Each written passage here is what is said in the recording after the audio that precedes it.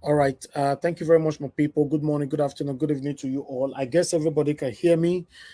I was struggling looking for myself.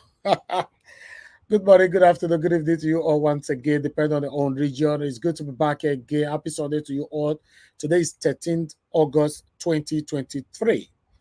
Yes, I need to shook my head, come and sharply make a quick acknowledge the people because the people with the comment section never plenty. But you quick do that one sharply so that we can take on the videos that we have right here. Thank you very much, my people. I would like to quickly appreciate mother of all, Mommy the Aspera. Mommy, we love you. Thanks for joining us. Good evening to you and happy Sunday to you. I can see Tony South is right there with us. Austin Prince, thanks for joining us. Good evening to every one of you. Nikki Ogo, thank you very much. God bless every one of you. Please do your part. Do your part. If you can hear my voice right now, help us to press on the like button. We have a lot to talk about today. Trust me, Mona Novel say I late to Mona Novels. I know why they be now, but did not be firewood. All right, my Patricia Enofe, my dear sister, I can see you right there. Good evening to you. Love God is my strength. I can see you right there. Good evening to you. Shola David, Discussion Channel TV, Amaka E. Thank you very much. Amaka E, we've missed you. I think I've not seen your name for the past 2 days, I guess. Thank you very much. It's good to see you again. Thank you very much, my people. Agolo Emmanuel Chooks. Thank you very much, Lady Virginia. Good evening to you, madam. Thanks for joining us. Timmy Idibe. Thank you very much. Peace, Robert. Sabovo Konrai. Madam Patricia Tagbojomi. Thank you very much, my people. I appreciate you all. Wisdom Lucky. Daosa. Desmond. Thank you very much. Good evening, good evening, good evening. Juliet Okere. Timmy, once again. Okay, I just see your message again. All right. I can see more people right there. Mike Akimbare is with us as well. Thank you very much. Good evening, good evening, good evening. Ruth Majero, thank you very much for joining us. Goodness Ide, thank you. Amaka Afojobi in the building. Good evening to you, Mother. Thanks for joining us. Vitos Ekwebelem, thank you very much. Sunday Uwaboeze, thank you very much. Didi Anthony, Tessie Sibo, and God will bless every one of you. Efere Berrick is with us as well. Madam Helen is with us. Good evening, my people. Press on that like button and let's do this, man. Let's do this. Yes, I have Aminata, or did I say thank you, Evazik Bere. I can see you as well. Thank you very much. God bless you, all my people.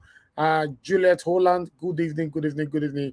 Alabi Silvanos, Michael Organemaro, good evening to you, sir. Thanks for joining us. Pepeshua Udukwe, thank you very much, sir, for joining us. God bless every one of you. I appreciate your Felix Akaluno, thank you. Aminata, thank you. God bless you all. Happy Sunday, happy Sunday. Kesta, oh, George, thanks for joining us. Bobby, Destiny, I can see you all right there. Good evening, my good people. Says more in the building. Thank you very much, Says more. Good evening to you. Peggy Modi is with us as well. Thank you very much. Good evening, good evening. Father, evangelist, man of God. Good evening to you, sir. Thanks for joining us. Yes, I can see more people coming in right now. Stella is with us, and we have okay, Bobby Destiny. Yes, thank you very much. Good evening to you personally. Thank you, my wonderful people. I appreciate you all. Those Sky, I can see you right there. It's been a while. It's good to see you back again. Thank you very much, Jude King. Thank you very much. Good evening, good evening, good evening. Joshua John is with us as well. Tonya Mando K is with us. Amaka Afojabi, super chat already. God bless you, madam, for your consistency and for your continuous encouragement and support. I'm very, very grateful. Please, guys, if you can hear me, let's join the line to press on the dollar sign, encourage what we are doing here, like what Amaka Afojabi just did right now. You don't need to give what she's giving, though, but just encourage us. Thank you very much. Best Osas is with us as well. Thank you very much for joining us. Discussion Channel TV. Michael Abba, I can see every one of you right there. Now, God bless you now. Yes, I believe that is it right now. Okay, thank you, my wonderful people. Yes, I needed to quickly. I received 10,000 naira on my Niger, that is on our Nigeria account from Chas, but I'm not sure. Let me check the surname again. I believe it's the same Chas that sent me 5,000 naira 3 days ago. You know, we received 10,000 naira. You know, we don't see this alert on time, except our attention has been drawn to it. Then we have to come check. Okay, 10,000 naira from. Okay, Charles is Edomen. Yes, thank you very much, sir. I believe you're already with us. I don't know. It's like I mentioned your name just now. Is you. Thank you very much, sir. You are always doing it. Always, always appreciate you. Mr. Charles is Edomen. And I believe you were the same person that sent me 5,000 naira. Yes, you were the first person that sent me 5,000 naira on the 9th of August. Thank you very much, sir, for doing it again. I appreciate you. May God bless you. I saw it last night. I believe you sent it yesterday or the day before yesterday, but I saw it last night and decided to say, okay, when I come on broadcast today, I will acknowledge it. May God bless you, sir. I really do appreciate this. Yes, admins, please help us to appreciate Charles, Mr. Charles. Is that the one for doing it all over again? May God bless every one of you right there. Yes, let's move on. I can see Peggy Modi, God bless you all. Thank you, my wonderful people. Amy, frankly, we can see you right there. Thank you. Good evening to you all. Okay, Pastor Chris don't talk for this matter. Hi, God. And I don't say Pastor Chris like my pastor. I serve Christ Embassy for years, right? I was the head of Usher and I was assistant head of cell meeting. I've heard talking before for years in Bristol. For some of you listening to me right now from Bristol, you know what I'm talking about. So when I was actually moving out of Bristol to where I live in Cambridge, then my church, they miss me because it's just like what I'm doing for Peter Obi today. Anything where I put my hand, now if I not be hand that they put, now head that they put on. Yes, if you know me, I'll put on for head. Even you will get the matter, when they say, don't do.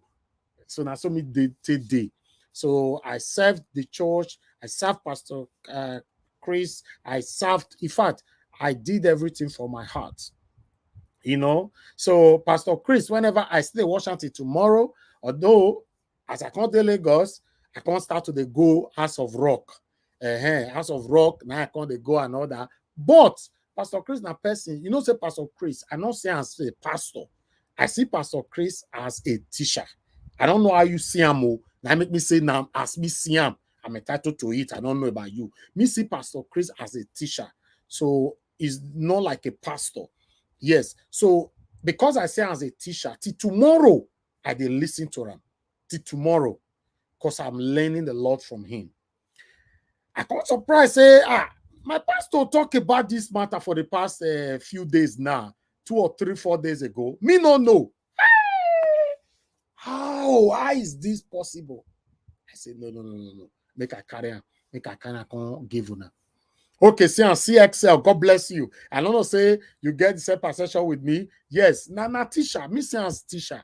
Yes, you know, because he get the way they do it thing. So I'm a very, very consecrated follower of his, you know. So yes, he's a teacher. As I see this video, I can say, no, una go hear him. I can't cut that particular part. When you talk about Niger, when you talk about Tinubu, although you not mention Tinubu name, and you need to be wise to know where our pastor they talk, they go. Our pastor went as far, Pastor Chris Oyakhilome went as far by saying, una say una they fight for country. May they restore what they call democratic elected or whatever president. He can say, the people say no. This is what we want for our country. Then why are you interfering? Our pastor talked that way. I say, wow, this man is full of wisdom. You know, saying these ECOWAS of a thing, they are very selfish people. They created this ECOWAS on scam, on fraud, on deception. You know why? In case anything want to go against them, not in case anything want to go against the people. In case anything want to go against them, they will team up because of the power and the money they have to use against the people. All this why we don't know, Sha. Me don't know. Now this time, Peter Obi don't put everybody eye. In fact, all this the way they happen. So now, if once I give credit to God, now Peter Obi.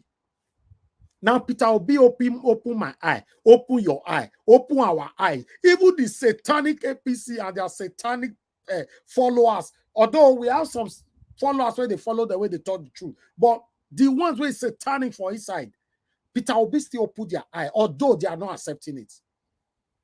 Peter Obi can open everybody's eyes. Let people know, say, it is your right to take your country. It don't take away these people, they use us. If you look at now, Westerners, they don't like Peter Obi. Westerners not want Peter Obi become president. Oh, okay, they say Westerners, where some of them, they say, "Mo cry, may Westerners do this one." Westerners don't want Peter Obi. That's just the fact. They don't want him. You get why? Because if Peter Obi enter, many doors go lock. Yeah, my people, we have a lot of this to show to you guys today. Thank you very much. I can see God's Vision TV just joined us. Thank you. God bless you all. Samson Moroyi, I can see you. Kalista Shiere, I can see you as well. Festus Igbinawaya, good evening to every one of you, my good people. Press on the like button and help us to share. Press on the like button, help us to share. All right. I might post out a link now. Should I post it now or later? Okay, may I ask my people once more? May I post link now or later? Somebody complain say when you post them, we not call the logo. Wait. We will not know until they finish your presentation. Just follow the presentation. Once we are done with presentation, that's when we normally post link. Although randomly, we still they post them, come on, post them now. Okay. I don't see one person say now. Okay. Maurice, you can see you just coming in right now. Happy Sunday to you. Thank you very much. Thank you. Okay, some say later. Okay, I don't get two later, only one now. All right. Later, two later, one now.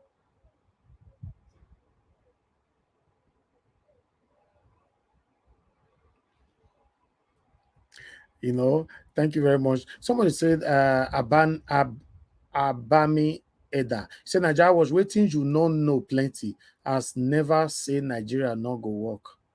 Okay. Nigeria will work. I believe so. I believe in Nigeria. No worry. I believe. Thank you very much. Okay, many people said, okay, I have two more people saying now, and the later is more. Okay, later. All right, let me present one or two videos, then I'll post it so that people can join us. Today go hot. We have a lot to talk about. Thank you very much, my people. I appreciate you all. But I would like us to start with Lagos State.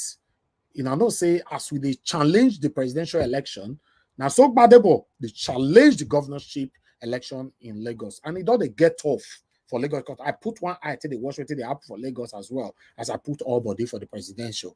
You remember I say we still fight heavily for badebo. But now, and I wait to make on the year and I see certificate fish, forgery, fake certificate, bala blue and everything. Now because the year, so I would like more quickly here within the one for here. Busy bone just coming in. Goodness, thank you very much, Veronica Obano. God bless you all. Thank you very much. Thank you. In case I'm not mentioned, Rita Godwin. Thank you, Perpetual the Queen, and God bless all of you right there, my people. Thank you. Press on the like button and help us to share. Make we hear within the apple for Lagos come the way they go. So, if the judiciary are ready to do the right thing, we are going to have two nullification. Tinubu will be removed, while Sanwo-Olu will be removed if the judiciary do the right thing. But if they don't do the right thing, now there the wahala go dey. Now the presidential one now will focus poor body. But say as Lagos will do the tough small now.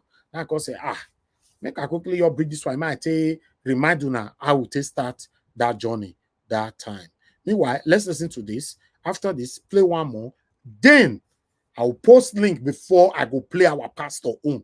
I'm not going to play Pastor Chris own yet. I want to make my people there with us. Daniel, I can see you right there. Amafone, thanks for joining us. God bless you all. Mr. Rita Okuns, thanks for joining us. Uchi Samuel, thank you very much. God bless you all. Divine Cross, and God bless you, my people. Thank you. Press on the like button. Press on the dollar sign. Share. Join our membership. Subscribe. Hit the notification bell. And let's say remain one. I never remember. I'll talk on later. All right, let's listen to this, my people. And Olajide Adediran, also known as Jandor, from the People's Democratic Party, are seeking the disqualification of Babajide Sanwo-Olu and his deputy Obafemi Hamzat, who were jointly declared winners of the governorship poll by the election management body INEC last March. While Adediran insists that Hamzat was not qualified to contest the election because he had renounced Nigeria's citizenship to fully take up that of the United States willingly, Rhodes Vivo is asking the tribunal to invalidate APC's victory for non-compliance with the Electoral Act 2022 and INEC's guidelines. On Saturday, their lawyers took turn to present respective final written argument ahead of the tribunal judgment. Clement Onwenwuno, who represented the People's Democratic Party, argued in his final written address that Governor Sanwo-Olu lacked a secondary school leaving certificate and therefore was not qualified to have contested the governor's position. you cannot be a candidate for an election if you are not qualified, if you are not properly sponsored by the political party. We've also been able to show before the court that if you submit any false certificate to INEC, then you'll be disqualified. And we've been able to show before the court, for instance, that Exhibit P36, which is the GCO level certificate tendered by His Excellency, submitted by His Excellency to INEC, was false. And although he denied submitting that certificate to INEC, but INEC in court testified. Okay, my people, I better make a quick shook man for this matter. Una here, you see, these people, let me tell you something that you guys don't understand. This is why, you know, some people might not like whenever I say this. This is why for someone like me, I'll continue to give credit to Mr. Peter Obi. When Sanwo-Olu came in his first tenure, you and I don't know about whether they call certificate or whatever. He become a governor because it was imposed and all that. They become a governor. Then we moved on. The second term in office, that went now there, the Odunga show, Mr. Peter Gregory Obi. I don't know what him and Rita they call him. You know, as in show, I can open everybody eye. So person don't do 4 years complete, bata before we can do say. I say if you take complete the 4 year certificate, know your day. Wow. You don't say where would they fold our hands so will you go vote to no not follow up again or your rest. This 2023 open everybody eye. Now, as the company say you not get certificates, according to what they talked to, Babajide Sanwo-Olu can't deny say no, he not submit any certificate like that to INEC. Me no know what happen. INEC can't sleep, they can't forget themselves. As they forget themselves, they give Peter Obi 25% for Abuja. Why did they try make the pepper ram? They can't forget themselves. Make I pray today. Any man or a woman planning for my downfall, planning for your downfall, planning for our downfall, may God give them public disgrace to leave a loophole. A loophole means a trace that can trace them and give them that public disgrace in Jesus' name. Amen.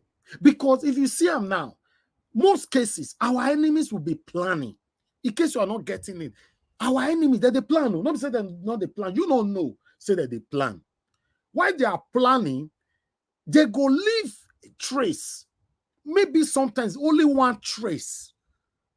But they go check so many times, just like proofreading of your assignment and all that. You don't check everything. You say you don't perfect. You can't say, when teacher mark and they'll see the error. When you don't proofread more than 300 times, now so they be.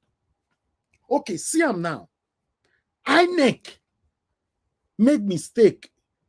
The pepper Peter Obi for every area. But they can't make mistake, give out 25%. Where Tinubu, they talk about anarchy. Put so, right? Okay, check the same INEC.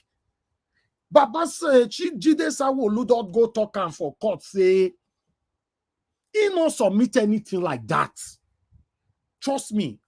This one will they talk so go get closed door meeting, you know, secrecy and all that. Oh. But INEC can't come. The day when they bring INEC can't say to actually he actually submitted it. What did they happen? Why INEC can't do Babajide Sanwo-Olu like this? Listen to this. Let's move on. Which is the GCO level certificate tendered by His Excellency, submitted by His Excellency to INEC, was false. And although he denied submitting that certificate to INEC, but INEC in court testified that that certificate was presented by the governor in 2018.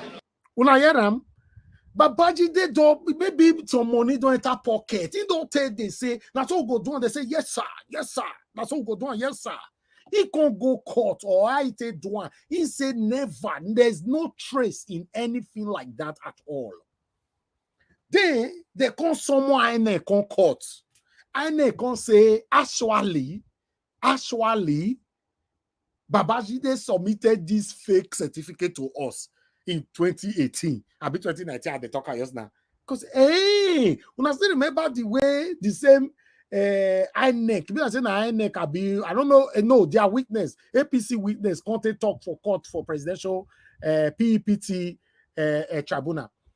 When the court talk say yes, despite say everything be as it gets, yeah, that $460,000, yes, it really happened to Rasha. It happened to, yeah, we just need to be actually, it really happened. They go against their principal for court. You see, that's what I call a trace. May God continue to give our enemies public disgrace. They must leave a trace. They must leave a trace where me and you go trace. Meanwhile, let's move on. And although he denied submitting that certificate to INEC, but INEC in court testified that that certificate was presented by the governor in 2018 in the course of his first term in office. Now, we have demonstrated before the court that certificate tendered, issued by the grammar school from Ijebife, was false. You don't tell where these people, they divide Nigeria for our head. Listen to this video. Then after this video, I'll post out a link before we take on Pastor Chris. Well, all the recent rumors of war arising from events in the Niger Republic seem to have distracted a lot of Nigerians from other matters of national importance, including the fact that Nigeria is slowly but steadily sliding towards insolvency and may even begin to default on our financial commitments if there is no remarkable change in the short term. The latest warning sign is that the country may shortly lose as much as 40% of our $134.1 billion foreign reserves because of inability to repay loans obtained by the Central Bank of Nigeria. For greater introspection on this, we are now being joined from our Rise Abuja studios by Paul Alaje, an economist and financial affairs analyst. Good morning, Paul. Good to have you join us today on The Morning Show. Good morning, and thank you so very much for having me. All right, you're more than welcome. Well, let's talk CBN.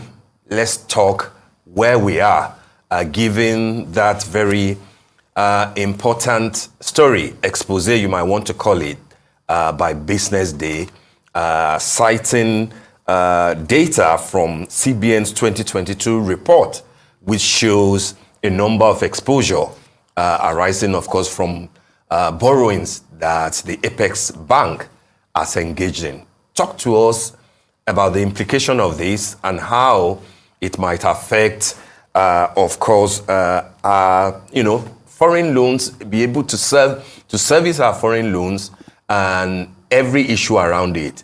Also touch on it for us. Is this also about the failure of oversight by the National Assembly, who ordinarily ought to have been on top of this for the entire 8 years that the regime of President Muhammadu Buhari lasted, and for which not a single time was a report presented to the National Assembly? Talk to us about it. Yeah, thank you so much once again.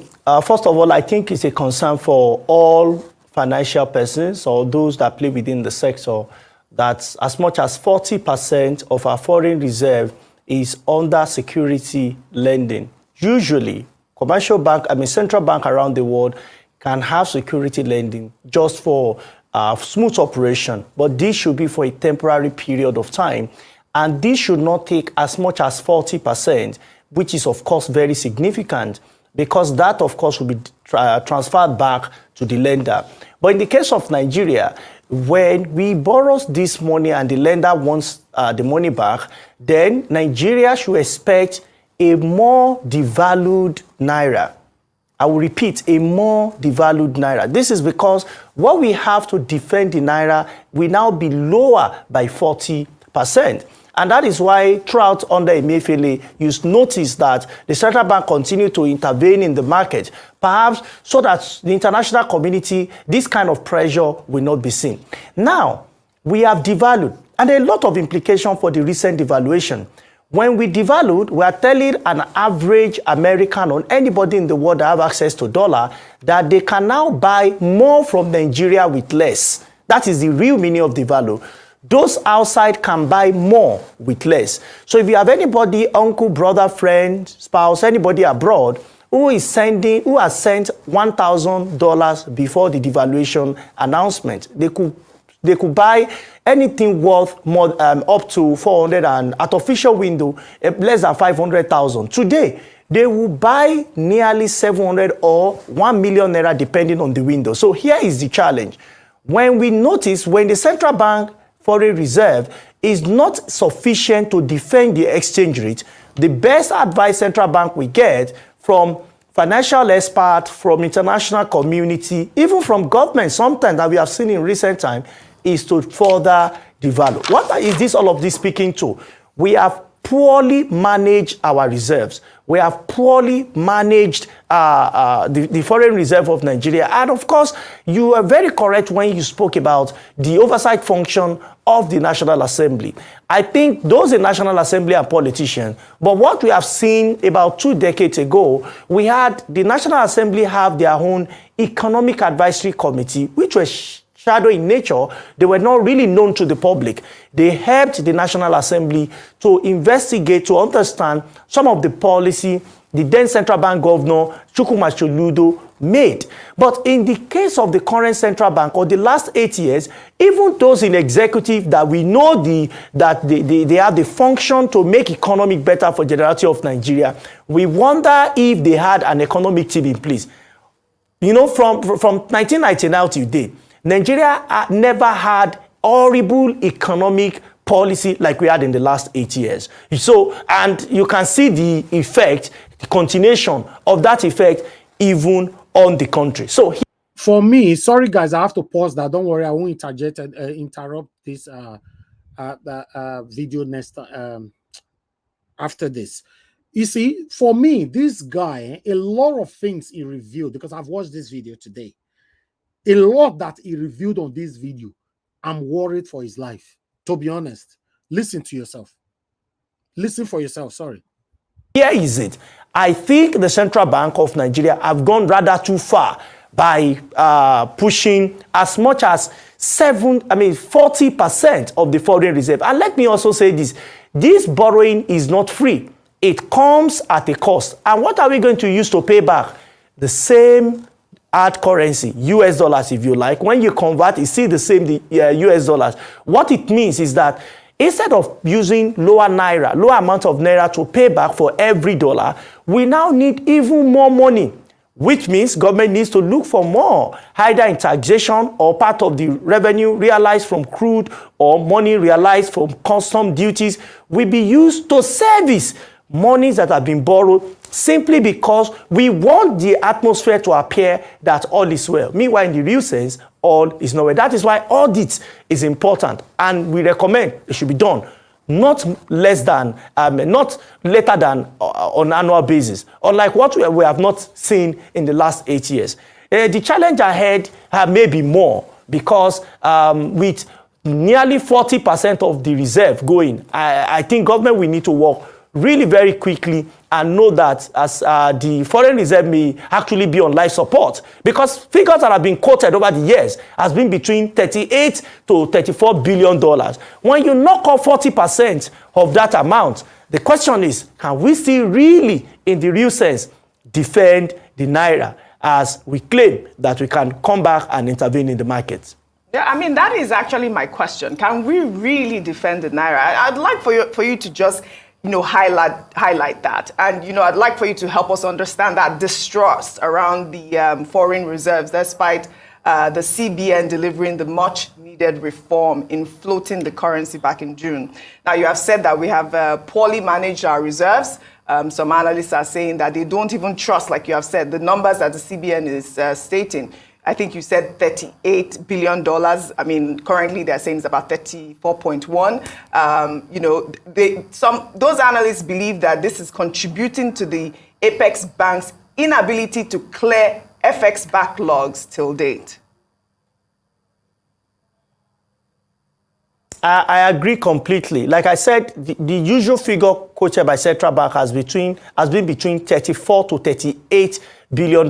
We've never gone up more than that. We have never seen something lower than that. In recent time, we saw the floating of Naira. In the real sense, what we saw was the devaluation of Naira. The implication and expectation was that we are going to have investors come to Nigeria. The question is, 2 months going, third month, after that policy has been made, rather than having Federal Reserve impacted positively by having increase in our Federal Reserve total, what we are seeing is that the Federal Reserve is even getting more emaciated. And don't be surprised when this is happening. The parallel market will receive the pulse because there will still be rationing going on at the commercial bank and any other window people may want to access the FX. So people will go back to the parallel market. And what you saw in the parallel market is over 900 naira, arguably nearly 1,000 naira. Do I think that will stop in recent time? I doubt. This is because the original thing, the real thing we should do is to create an to have an healthy reserve. So when government said they were going to leave the 14, it's like trying to unveil the masquerade of some sort without, and so now we are trying to paint it red, trying to get powder for like women we use, just to paint it very good. But when you unveil, everything we see what is right behind on the other side. And this is what we are witnessing. So, but you see, the real argument here will be that why do we consistently devalue? And the advice has been given to us by international community. And this is where I detour from a lot of conversation that is going on around there, especially in the media space, also on the pages of a newspaper. This is where I have a different opinion. And I think we need to research more to see why we need to be very careful in taking our decision.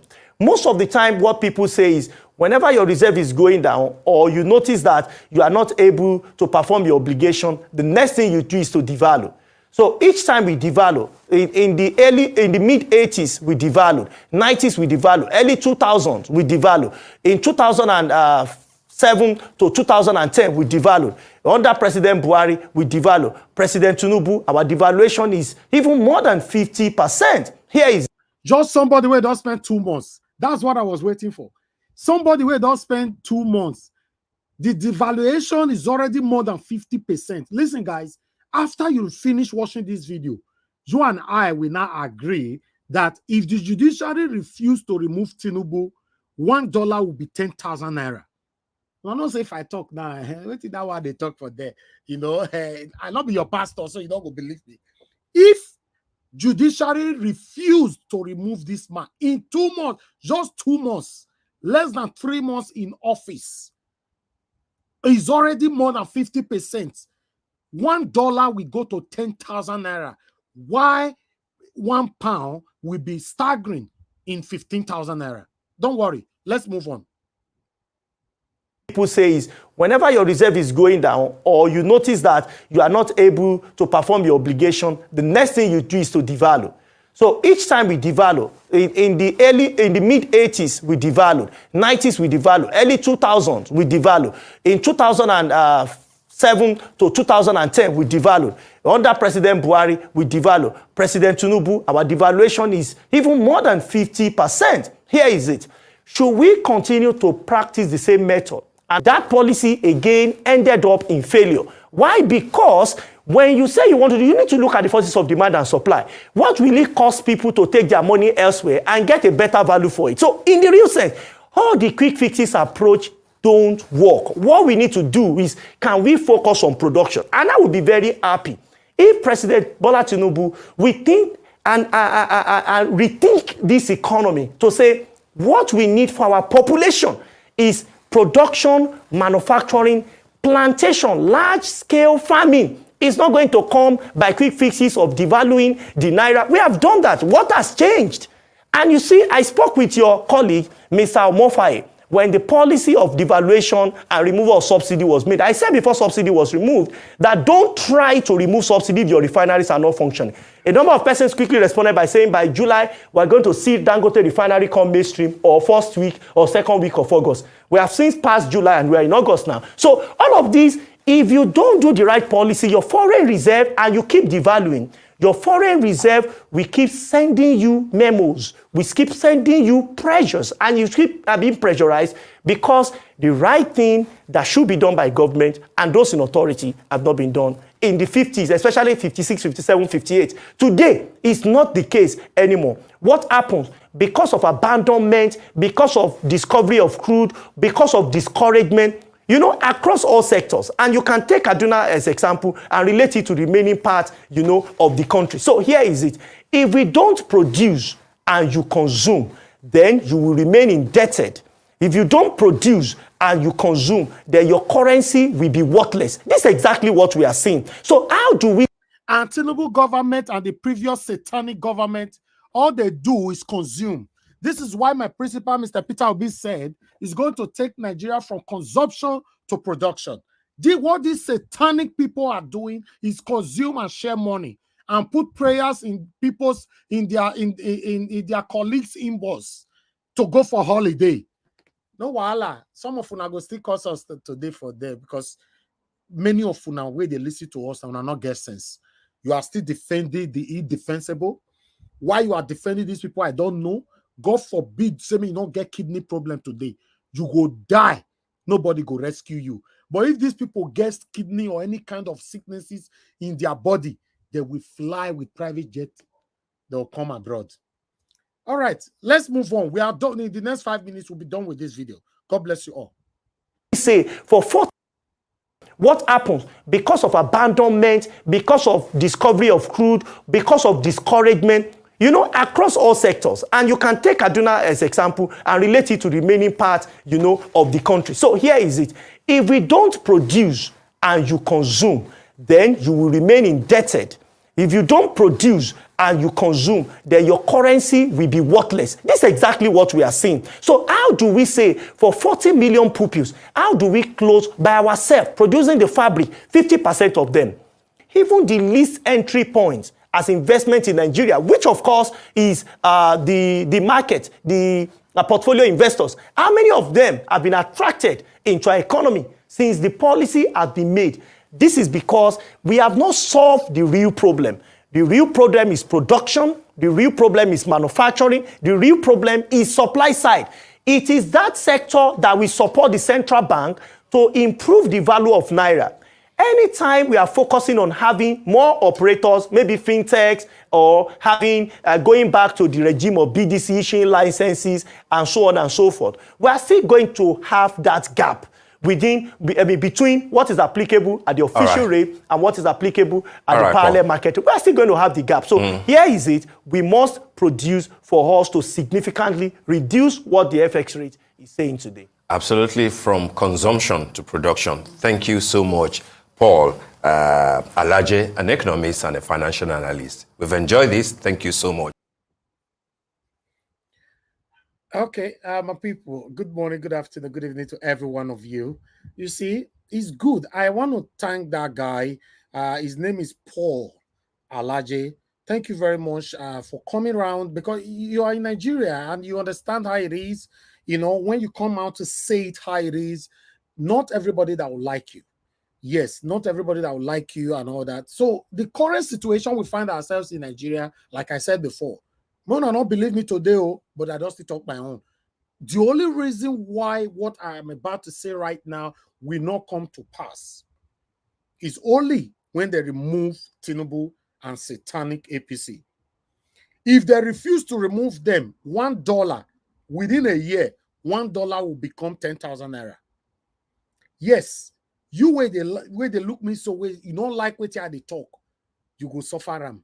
Me go suffer. In fact, this suffering now don't get great though, in case you don't know. Yes, this is current situation right now for Nigeria. It don't get great. And some people they suffer and pass some people.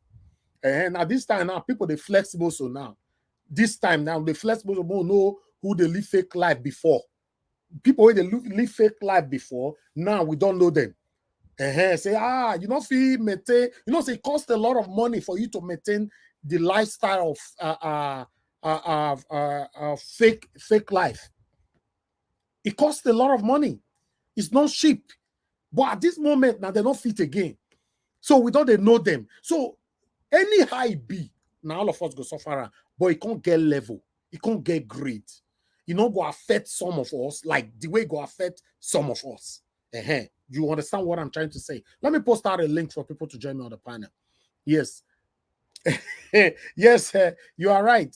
You know, thank you, Madam Rita. I can see Kashi in the building.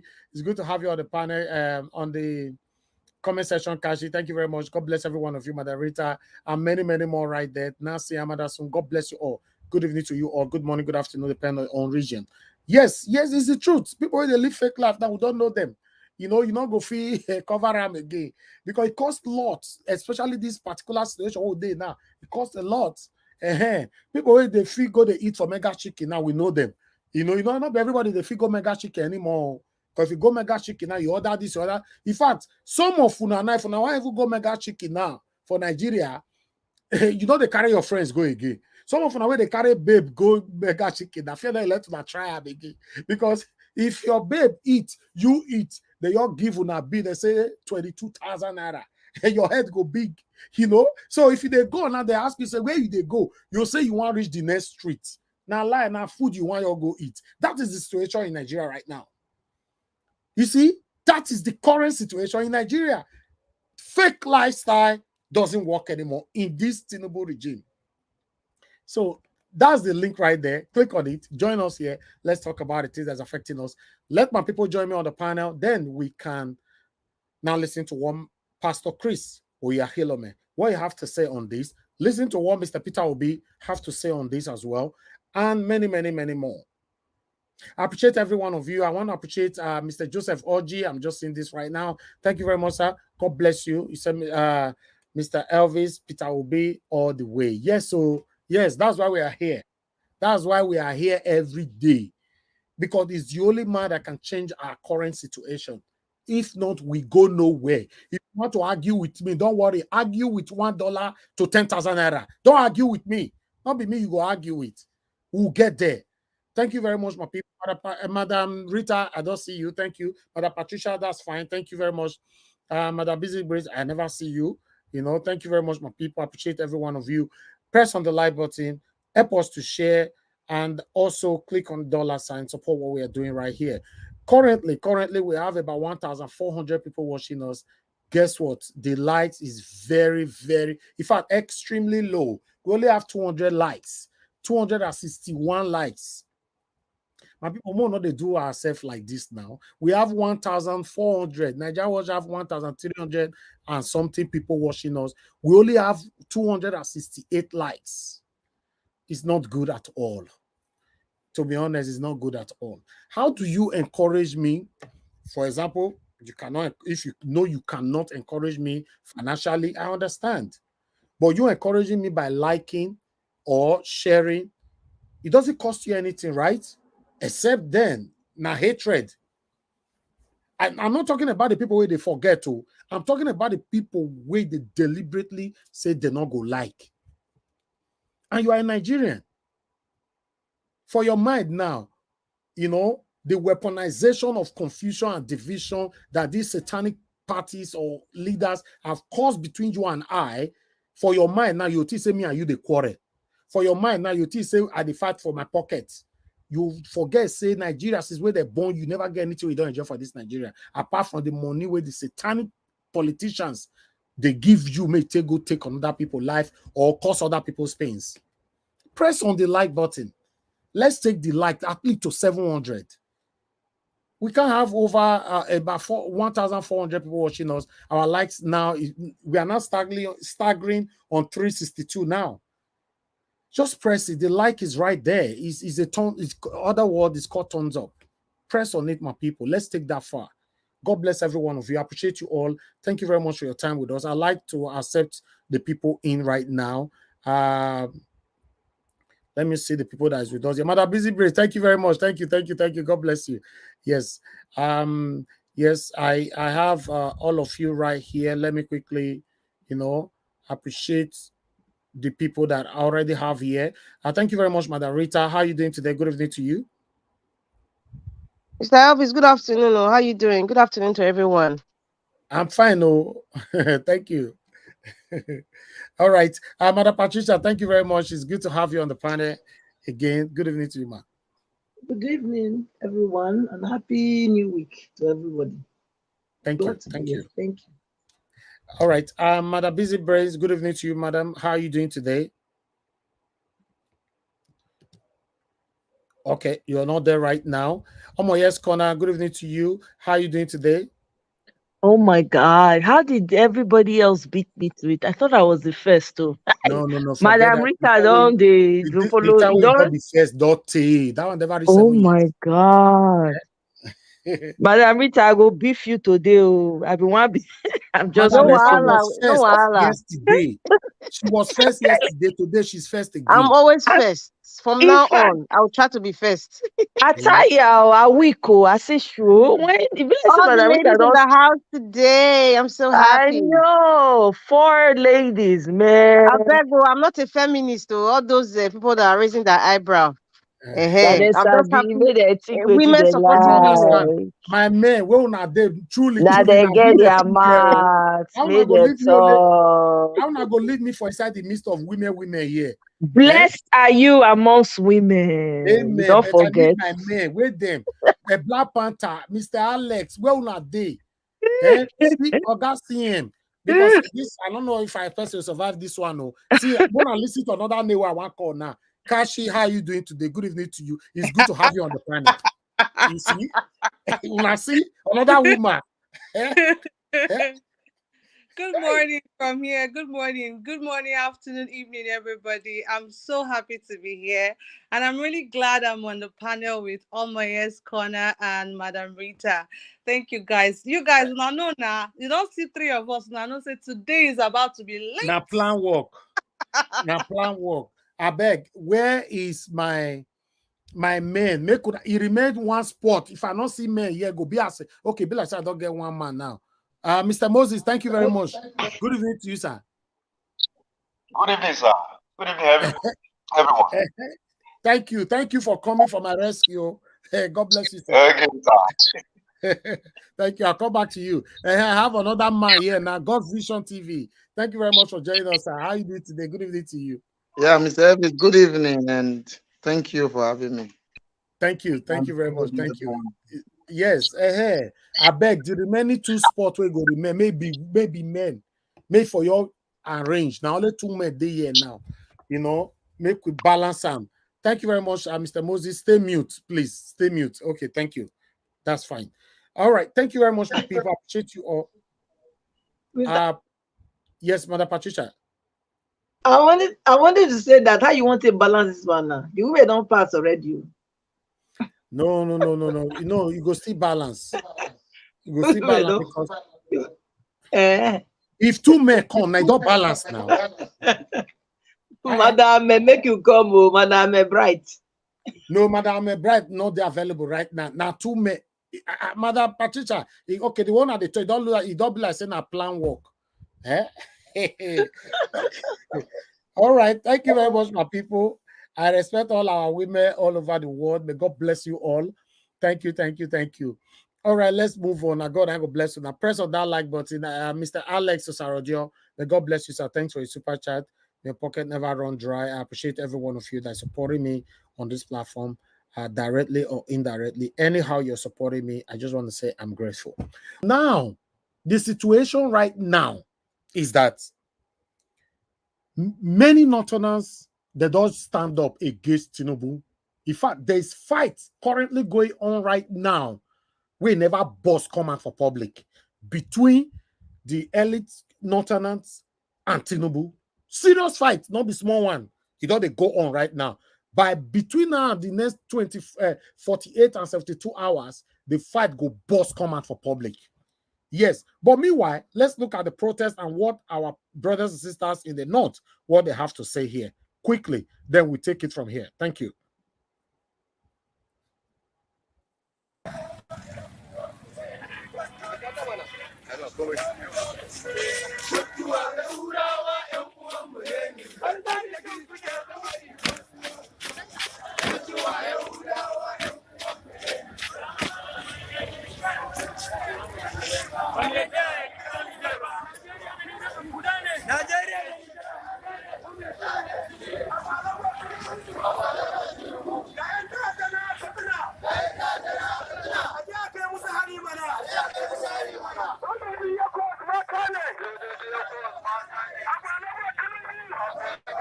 I beg, Mother Busy Brace, make you listen properly because you go tell us many things where they talk for here, Mother Busy Brace. Okay, please rewind it a bit. Please, you know, you will Let me- tell us. Because according to information where it reached me, they said Tinubu will not vote for you. Tinubu will not send you war. Tinubu leave the office alone. Now wait till they tell me. So we'll listen to what Madam Busy Brace will talk later.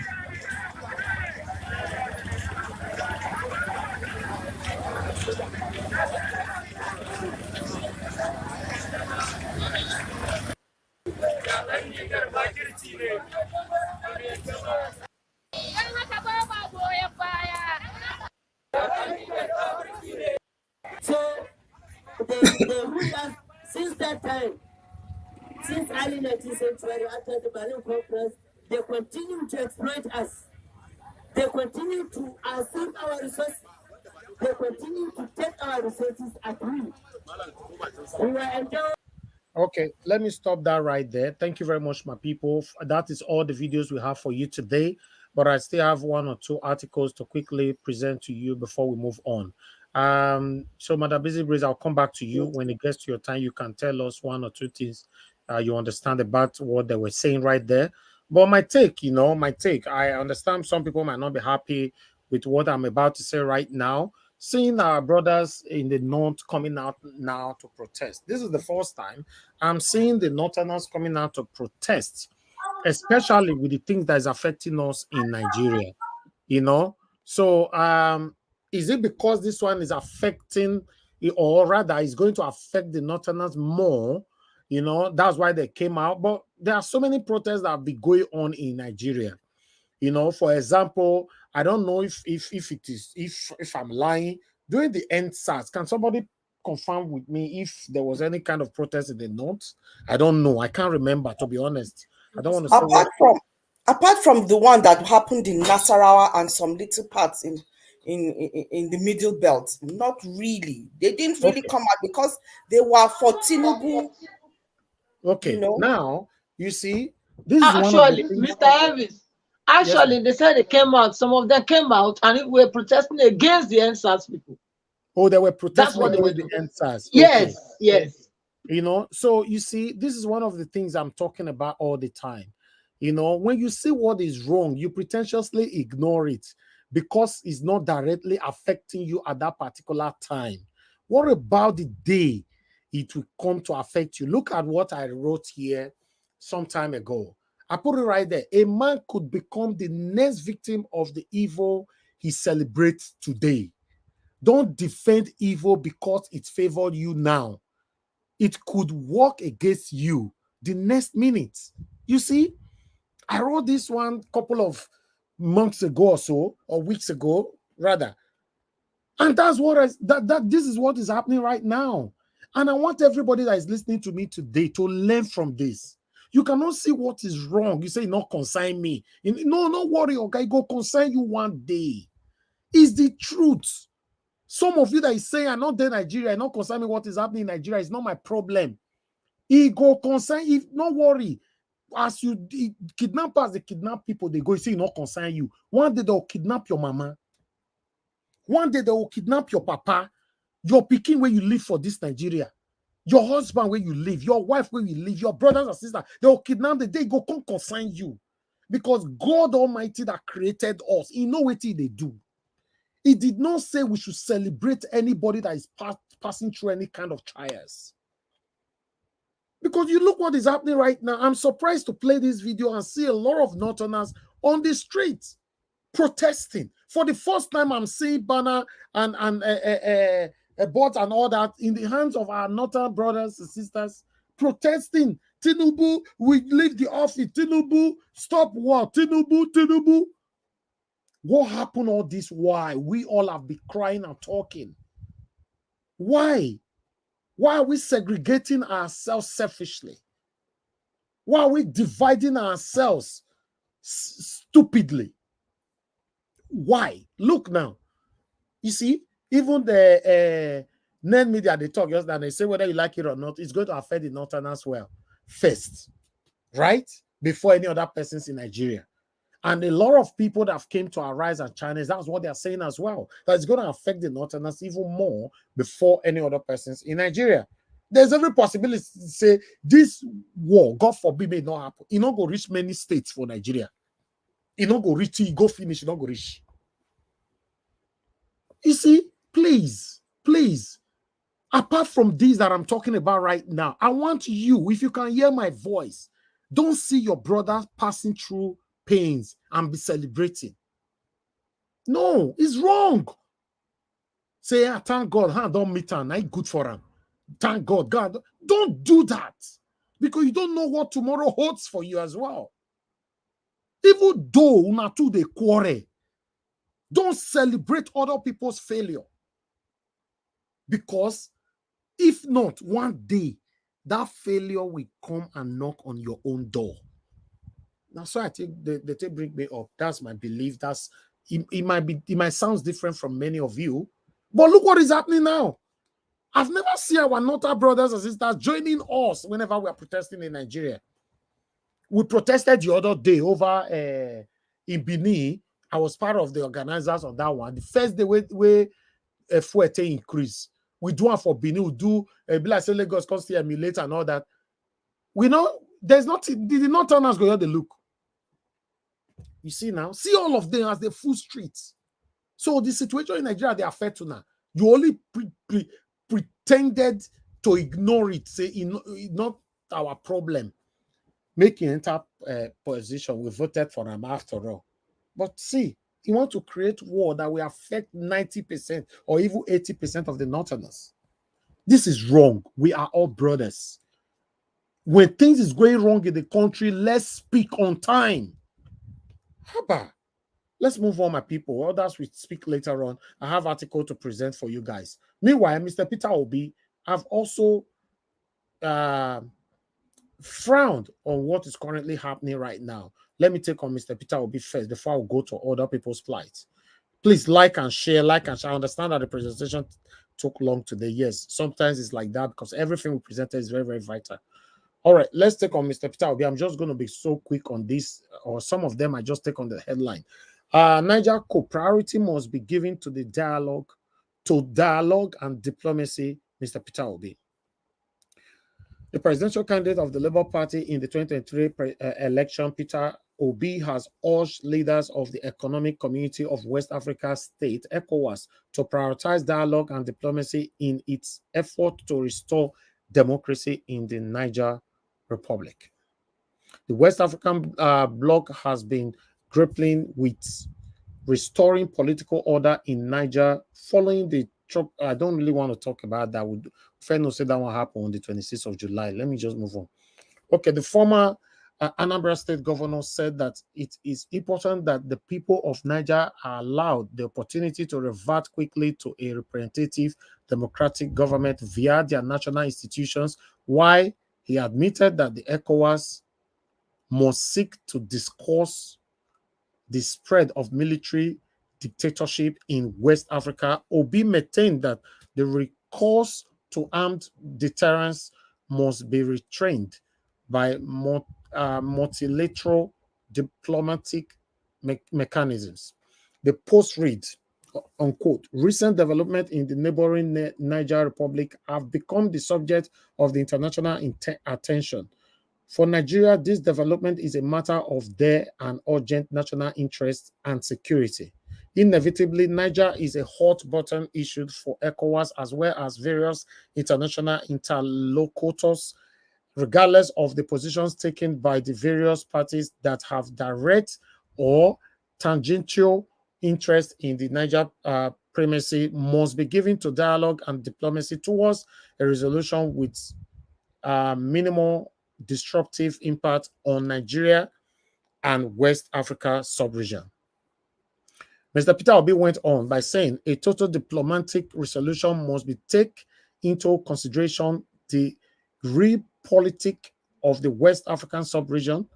I applaud the respective mandatory effort by General Abdul Salami Abubakar, His Eminence Muhammadu Said Abubakar, the Sultan of Sokoto, and His Royal Highness Sanusi Lamido Sanusi, whereas ECOWAS authorities have indicated that they remain open to various conflict resolution options.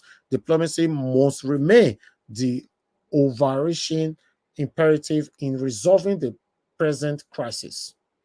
Then Mr. Peter Obi continued, I joined many well-meaning Nigerians who have advocated that any intervention in the crisis should be preeminently through diplomatic dialogue among all strategic interests in the crisis.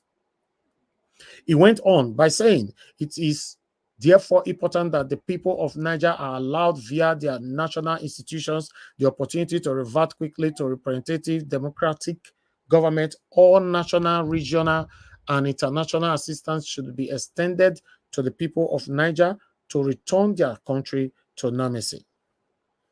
Then he went on, unquote. While ECOWAS must seek to discourage the spread of military dictatorships in West Africa, the recourse to armed deterrence must be retrained by multilateral diplomatic mechanism. What the situation in Niger urgently calls for is a concerted multilateral coalition of Nigeria, ECOWAS, the EU, and the AU and the EU towards a programmed return to democratic constitutional order. In this process, Nigeria's leadership role must not be in any doubt. That is our principal right there, Mr. Peter Gregory Obi. While I have another one for you quickly as well, let's take this one here. I just wanted to quickly take here. Okay, I have this one. Let me put this on the screen. Bear with me, my people. And I just want to quickly do this. We're not playing any video anymore. It's just an article, so it's better we put this on. Okay, there's another one here coming from, I'm not sure, but let's just take it. LP, okay, Labour Party to Tinubu, fix Nigeria first before meddling in Niger Republic affairs. So this is Labour Party who's talking right here. The Labour Party LP has asked President Bola Tinubu to fix Nigeria before meddling in the affairs of the Niger Republic.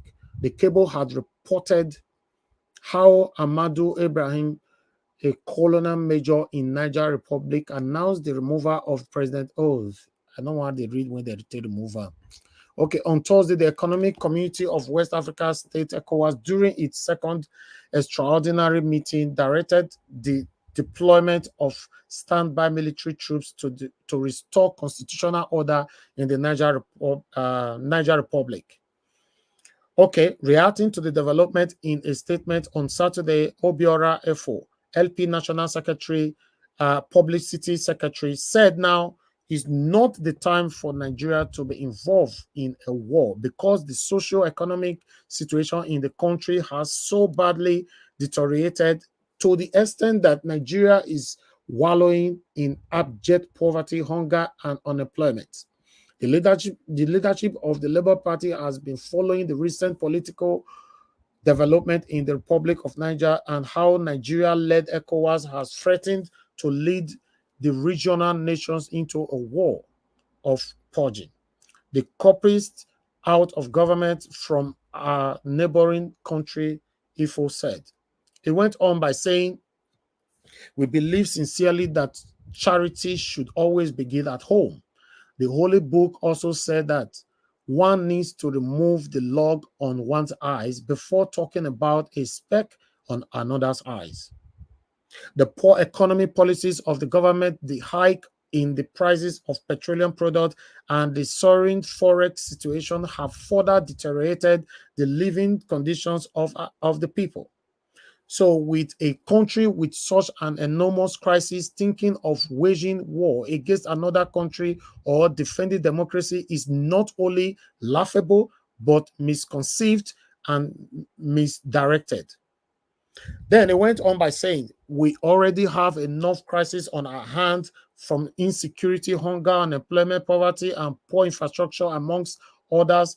I think the government has enough tasks to focus on rather than footloose into the internal affairs of another country. That's whether at they end. No, Nigeria cannot be playing the big brother of Africa when the people are hungry. We are giants of Africa only in name, but we are far from living up to that expectation. Exactly. The government needs to think about Nigeria first. We have enormous challenges on our hand. The government must focus on how to restore our economy, rebuild infrastructure, create jobs, and end killing insecurity in Nigeria rather than waste time, resources, and energy in the affairs of another sovereign nation. Okay, that is it right there on that one. Let me quickly move on to the other one, my people. Then I have another article here of Nigerians in Niger. I guess they already say something as well. Yeah, this is Nigerians in Niger who are already reacting as well, I guess. But let me take it the way it is. I don't read all this thing, Nigerians angry believe Tinubu waging war against them. Nigerians fleeing Niger. Okay. All right, let me quickly tell this. Some Nigerians who fled the Republic of Niger following the coup that toppled the government of President Oh, they go back there again. Okay, I don't really want to do with a reference right now. Sorry, guys. All these adverts, I want to remove them now. 1 minute, my people. Sorry, guys. Let me just quickly do. Okay, my name is Omar Abubakar. I'm an indigenous of Kebbi State residing in Agades, a community in the Niger Republic where I engage in a furniture business. What exactly brought you to Ilela in Sokoto State?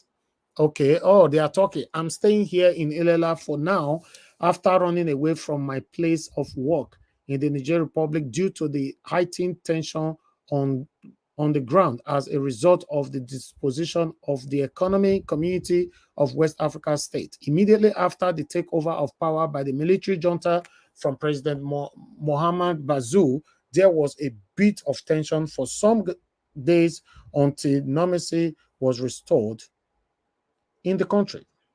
What has been the feeling amongst Nigerians in Niger Republic since ECOWAS vowed to reinstate the ousted president? Okay, he went on by saying, ever since the pronouncement by the ECOWAS that the ousted president should be reinstated, a lot of us, especially those of us from Nigeria, have been having sleepless nights. Although there have not been any attack on us, anything can happen if we are not careful. That was why I decided to come back to Nigeria and pray for an amicable resolution of crisis over there in Niger Republic. All right, I'll stop it right there. I think this one is an interview. Some of them that came back, a couple of them, they were talking here. If we have time later, I'll bring this one back again. But meanwhile, let me quickly go to the last one. The last one is here. The last one is this one here. Bear with me. Let me put this on screen to quickly deal with this. Okay, this is the last one. This one was a direct attack to Tinubu, I guess. As you all can see right there, Niger. Okay, you are a novice in international diplomacy. Lamido to President Tinubu. This is one of the things I was saying just now. Where Lamido Day, where everything that be affecting every one of us in Nigeria. But now, you see all the northerners elites, the bigger men, all of them are already attacking Tinubu now because he's not favoring them. I don't like that part. To be honest, I'm a very, very honest person. I said things I raise. Former governor of Jigawa State and one of the founding father of major opposition, the People Democratic Party, Mr. Sule Lamido, has described President Bola Ahmed Tinubu as a novice in the field of international diplomacy. Lamido stated this while reacting to the stand taken by ECOWAS on the coup d'etat in Niger Republic. His reaction was contained in a post via his verified Facebook account titled Niger Face Off. Okay, let's take one or two things what you have to say here before we move on. He explained that for the past few weeks, President Bola Ahmed Tinubu has found himself in a tightrope and a state of dilemma regarding the best way to handle the Niger crisis. He advised that President to harvest from the connection and wisdom of Nigeria, former president and head of state in the dealing with crisis. According to him, since the coup d'etat in Niger some weeks back, President Tinubu has found himself walking on a very tightrope. Okay, he has never been exposed to international diplomacy and can fitly be called a novice in this field. The fact that he's an emperor with the total dominance of the most populous and prosperous state of Lagos does not confer on him any wisdom in diplomacy. But he is also a luckiest Nigerian president had he desired to harvest from the wisdom and experience of former president and head of state Nigeria is so richly blessed with. I thought President Tinubu would have from the onset look into the chemistry of the cocktail called ECOWAS before taking a weighty decision on any issue that affects the region and its consequences on his country. Had he done so, he would have found out what is the history of one of the oldest members of the region, President Alassane Ouattara of Ivory Coast. There was a time when, oh, I don't want to hear that story. Okay, let's just leave this one here. Let's leave with what I read and the title right there, because I really want us to start talking. Yes, thank you very much, my people. That is all we have for you guys today. I would like us to start talking. I'm going to post out a link right now so that both those of you that wanted to come in can come in. But meanwhile, good morning, good afternoon, good evening to every one of you. I appreciate you all for your time with us. Currently, we still have about 1,490 watching us. I think on Nigeria Watch, we have about 1,003 watching us there. The light is still not encouraging. To be honest, we have 552. Thank you very much for those of you that have liked. Please press on that like button. The like should be on at least 8,000 by now, because we're having a maximum of 1,650 watching us earlier on. Currently, we are still at 1,004. So please press on that like button. Press on it. You guys are already doing that. We currently have 561 now. So we are going to start hearing from our panelists right away. Madam Rita, thank you very much for your patience. I would like you to talk to us. You're the first on the panel today. Yeah. Happy Sunday, Mr. Elvis. Thank you very much. Happy Sunday and good afternoon to everyone in the panel, those of you watching from home, my lovely mommy diaspora, and everyone in the comment section. Sule Lamido, please just enter house. I beg. Enter house. We don't want to hear from you because you're part of the elites. Since they have been so-called professional diplomacy, what has it brought to Nigeria? Those of you who have some form of diplomatic experience, how has it favored Nigeria over the years? That's why I'm saying, Lamido, enter house. You're all part of the cabal. You are speaking now because you want to score political points, because you're in PDP, or because of one reason or the other that you and I don't know. I mean, the regular people like us don't know. So, Lamido, please enter house, I beg. And I don't even know why all these media houses entertain all these men that are part of the decay of Nigeria, listening to anything they have to say. Enter house. He's a satanic man. Don't mind them. I want to start, maybe I will start based on what you've said so far. I can't touch on all of them, but the one I can, I would say. For what's going on in Niger, my fear right now is I can bet.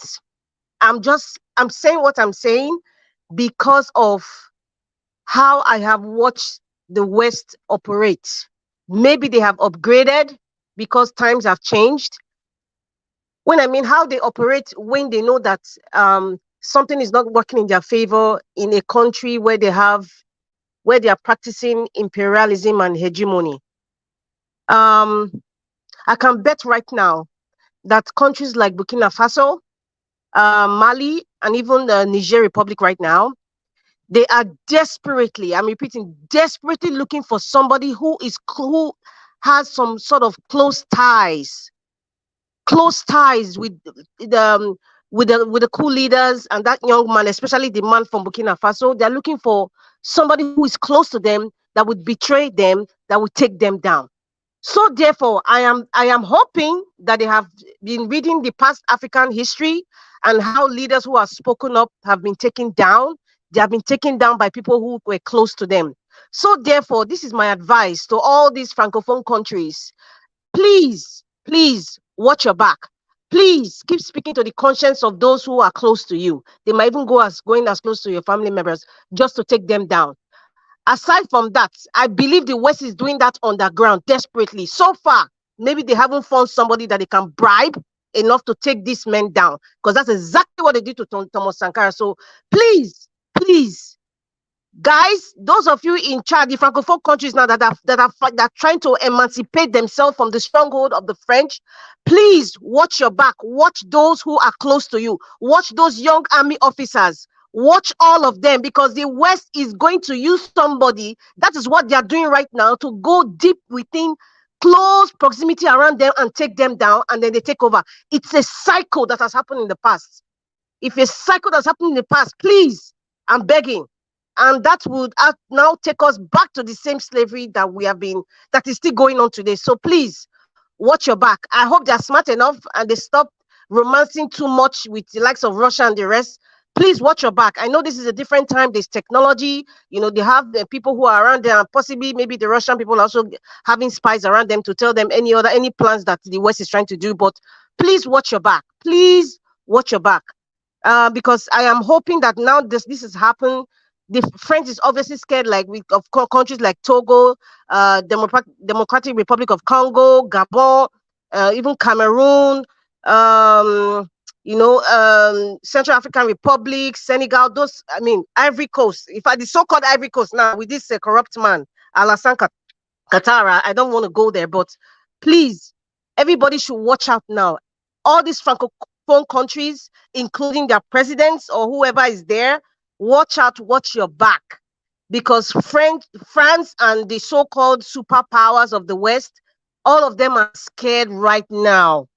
They are scared that this emancipation virus, that's what I will call, would spread to all the francophone countries. And if they touch the DRC right now, the Congo, they know that they are just done. They're done, because those places, they have what it takes. They have the resources that is actually holding the West, especially Europe.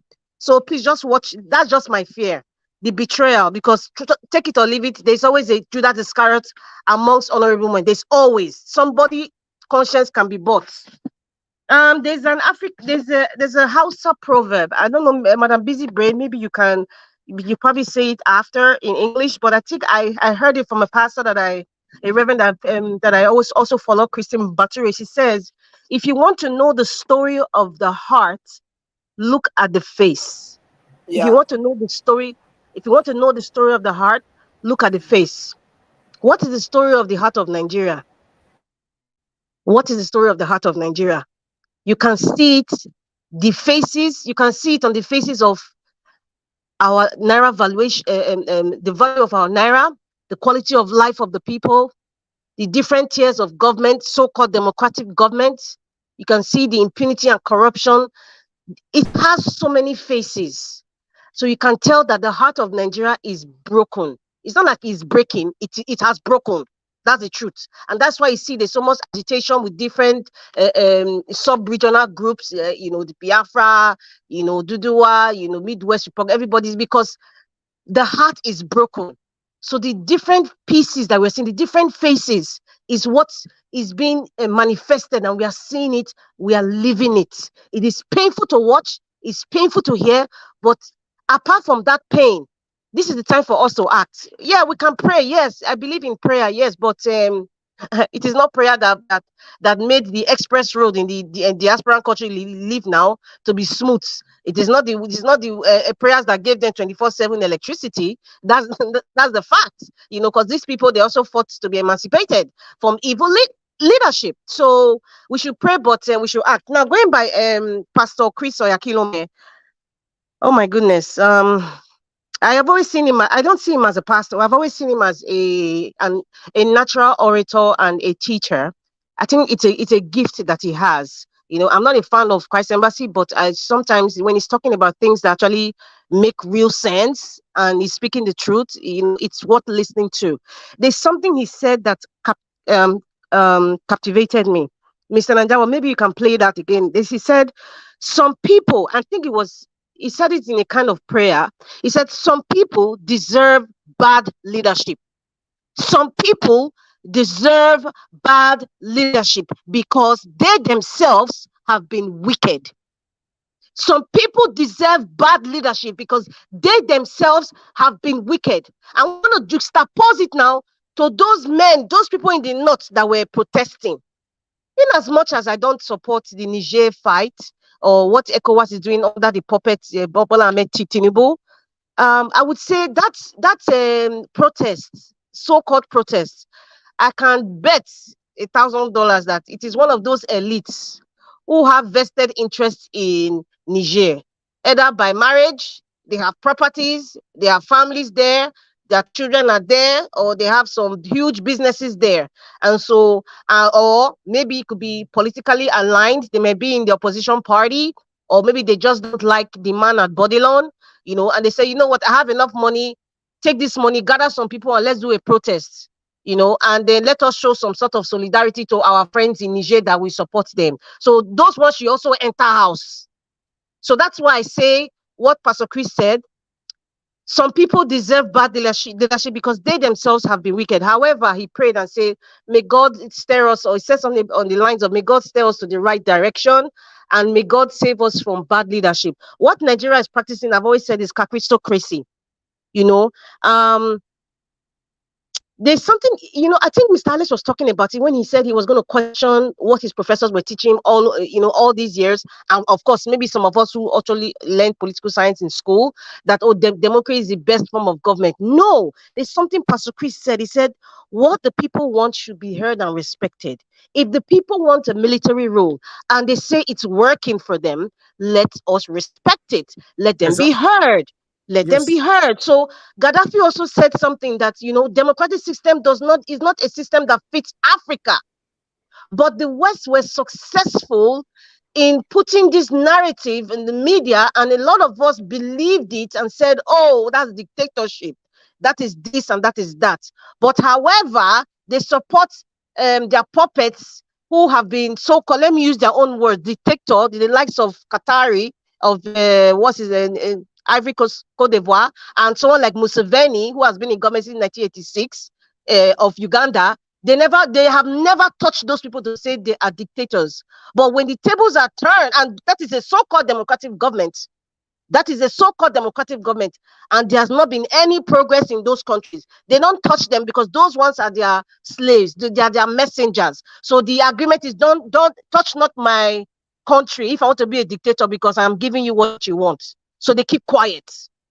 America has this. If I'm not just going to mention America. The West, the EU, North America, Britain, they have this penchant for kind of supporting illegitimate administrations when it favors them, just like what they're doing with this Bola Ahmed Tinubu's certificate thing that they're not bringing. They're blocking it, or rather, somebody has filed to bring his certificate, for Christ's sake. If you finish in the University of Chicago, what is there? You cannot use the Fifth Amendment on Bola Ahmed Tinubu. You cannot use that. America, stop supporting this illegality in our administration in countries where you know that things are wrong. Speak it out now, because right now nobody's going to respect the United States of America. I'm calling America now because it regards Bola Ahmed Tinubu's certificate. If they really wanted to help Nigeria, if they were really interested in the democracy that they have preached, why are they not helping us remove this foreigner, this man from Guinea, from Astor Villa? Why? So, because he has torn their pocket, and of course they're holding him below the belt. So he's going to do as they say. It's unfortunate. I want to say thank you, Pastor Chris Oyakhilome, because we need men who can educate people and kind of, open your mind to think outside the box and say, okay, really and truly, all these things that we're talking about, sometimes military intervention may not really be bad, as the history books have made it so.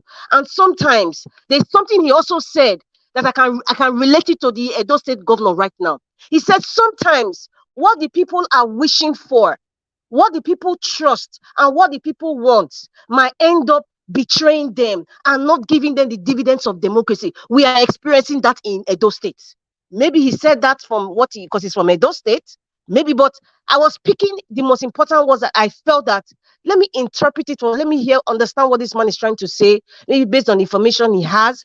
That it happens that way, but at least in, I would say 80%, the kind of system of government that works for the people, where the people are comfortable, at least 80% comfortable, 80 not, I mean, because it's never be 100%, 80% comfortable, and the country is working, there's the quality of life is good, allow them to practice that system of government, for crying out loud.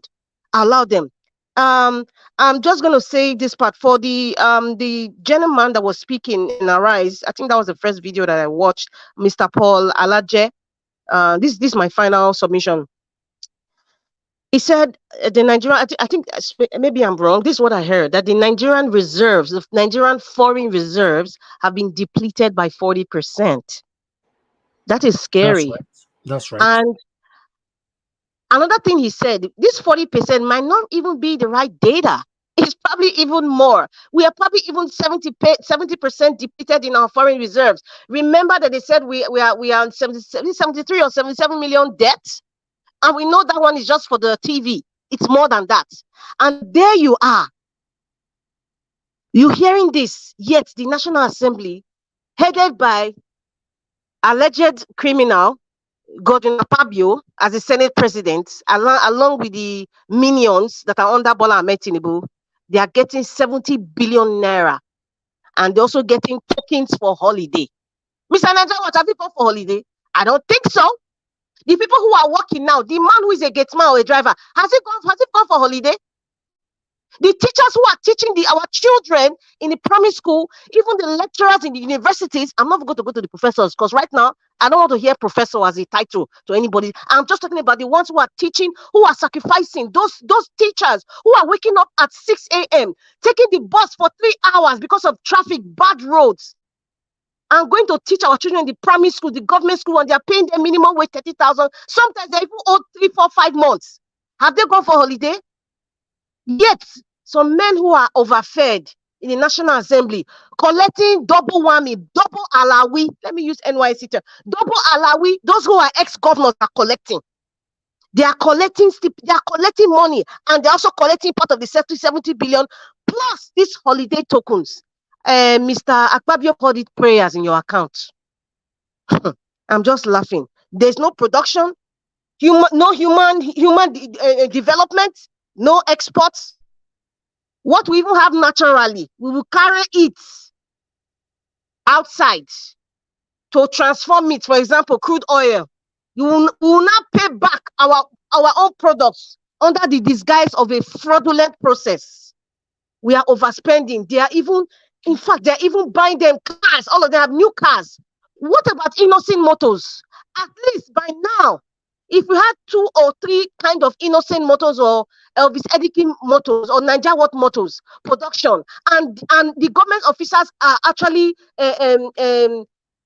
purchasing these materials within the country, you're not going to spend money to improve Toyota, Hyundai, maybe even Mercedes-Benz or Lexus, minus the bulletproof thing, all these little things that they add to the cars under Nigeria's money. Is something really wrong with us? Really, it's like I don't know ourselves our costs. When all these things are going on, why would people not jackpot?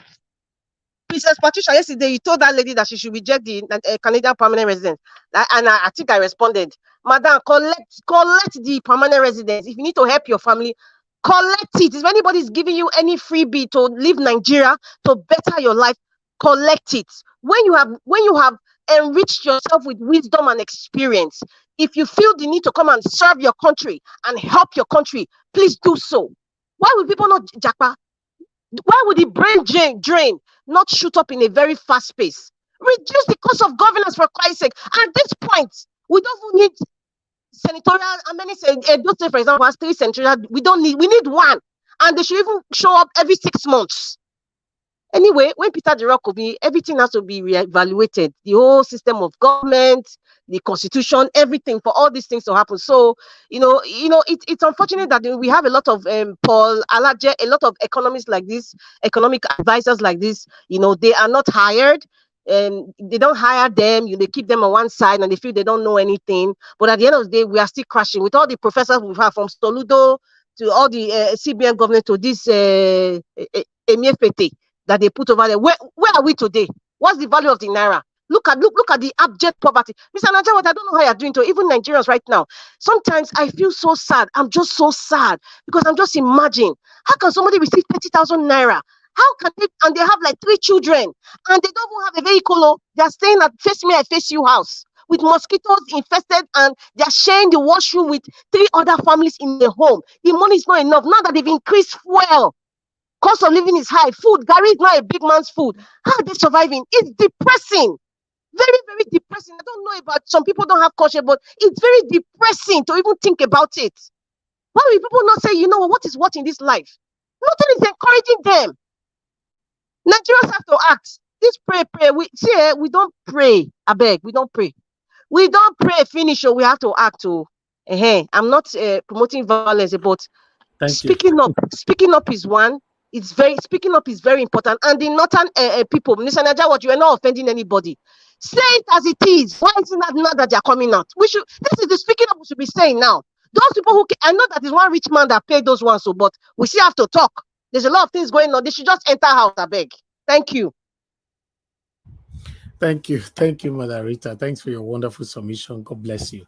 Thank you very much. I would like to quickly appreciate somebody who super chatted me earlier on. Pretty EJ, thank you very much for the super chat earlier on. May God bless you. May your pocket never run dry. Thank you. Appreciate every one of you right there. Please help us to press on the like button. Help us to share. Hit on the $sign. Support what we are doing here. Subscribe to our channel if you are listening to us right now, and hit the notification bell to be notified whenever we are here. Thank you very much. All right. Before I will come to the next person, which is Madam Busy Brains. But before that, Charles Shalinko. Please unmute yourself. Let me see who's behind that name. Charles Shalinko, can you hear me? I can hear you, sir. Yeah, thank you very much. It's your first time on the panel, right? No, this is not my first time. Oh, okay. Your name is strange. Sorry.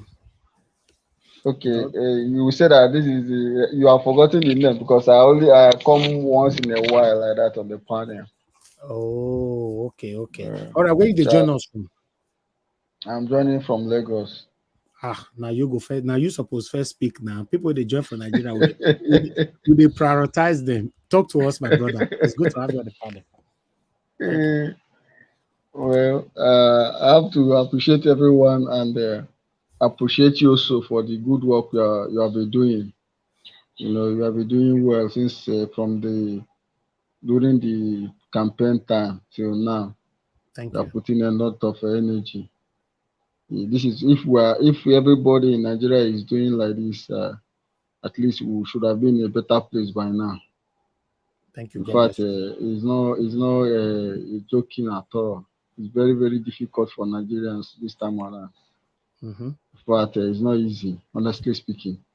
I'm seeing the people that are protesting, the northerners that are protesting in the Kano.